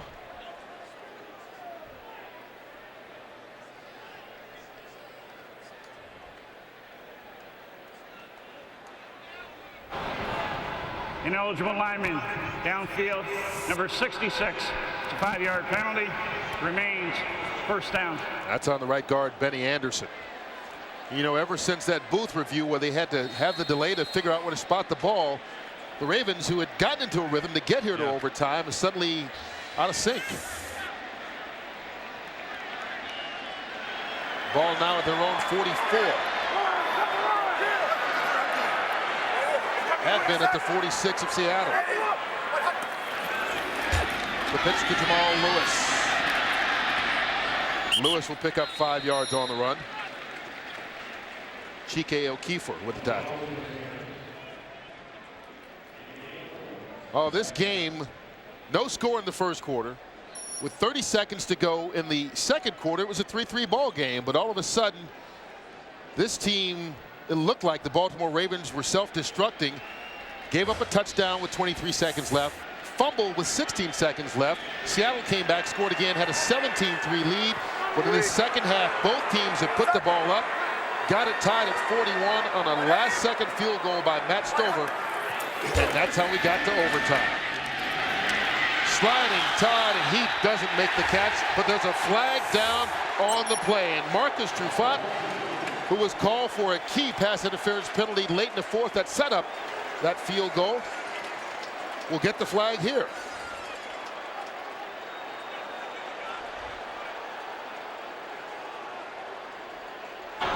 There's no pass interference on this play. He did not turn the receiver. It's an incomplete pass. Because Marcus Trufant is allowed to put his arm on Todd Heap's back, which is exactly what he does, as long as he doesn't twist Heap. So watch, the left arm goes on, and he makes the play. And you saw him, he even had his arm just, fingers wrapped around his ribs. But as long as he doesn't pull him and turn him, it's not pass interference. So it's just an incomplete pass, and Todd Heap, the Pro Bowl tight end, has 1 catch for 7 yards today. I'll tell you, the Seahawks D needs to put some pressure on Anthony Wright. They need the 36 of Seattle for the first. Marcus Robinson once again. First down, Ravens. That's money. Marcus Robinson in this second half has been unbelievable. 19 yards on that reception. I'll tell you, it's the protection that enables this play to develop, and Robinson drives the coverage deep and then just kind of curls in underneath it, and he was wide open. The 7th catch, 131 yards receiving for Robinson. First down as the Ravens are close to field goal range. Jamal Lewis, though, will lose a yard on the play. Anthony Simmons with his 13th tackle. I was going to just say they really are in Stover's range, right?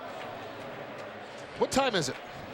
It's a little after 5, man. It's been a 4-hour-plus game. There it is. 82 points scored, 44 first downs, 9 plays of 20 yards or more, a block punt for a touchdown, and 20 penalties. Life in the National Football League, Week 12. 2 teams tied for first place in their respective divisions going at it. The pitch to Lewis. Jamal Lewis down to the 27-yard line. Cedric Woodard with the tackle. Right now it would be about a 44-yard field goal attempt. Jamal Lewis has slowly but surely pumped his average right back up close to 5 yards a carry, Kurt. At one point early in this game, he was down below 4 yards a carry. Right now he's at 4.7 yards a carry, which is a lot more typical of Jamal Lewis. And I think part of it is Anthony Wright's throwing has loosened up the Seahawks defense. Jamal Lewis again. And Lewis will pick up 4 more yards on the run. And right now we're talking about a 40-yard field goal or so. And remember, that's what Stover hit at the end of regulation to tie the game. And I don't think Jamal got the first down. I think they're going to have to try the field goal right here and right now. And where he's lining up with a little extra distance, it'll be about 41 yards. Stover with 2 field goals today, including the one at the end of regulation to send it to overtime. This one to win it in OT, officially from 42 yards away. And the Ravens have won it. Down by 17 points late in the 4th quarter to Mike Holmgren's Seahawks. Baltimore comes up with big defensive plays, huge plays on offense, and a couple of key kicks from Matt Stover, and they knock off the Seahawks 44-41 in overtime.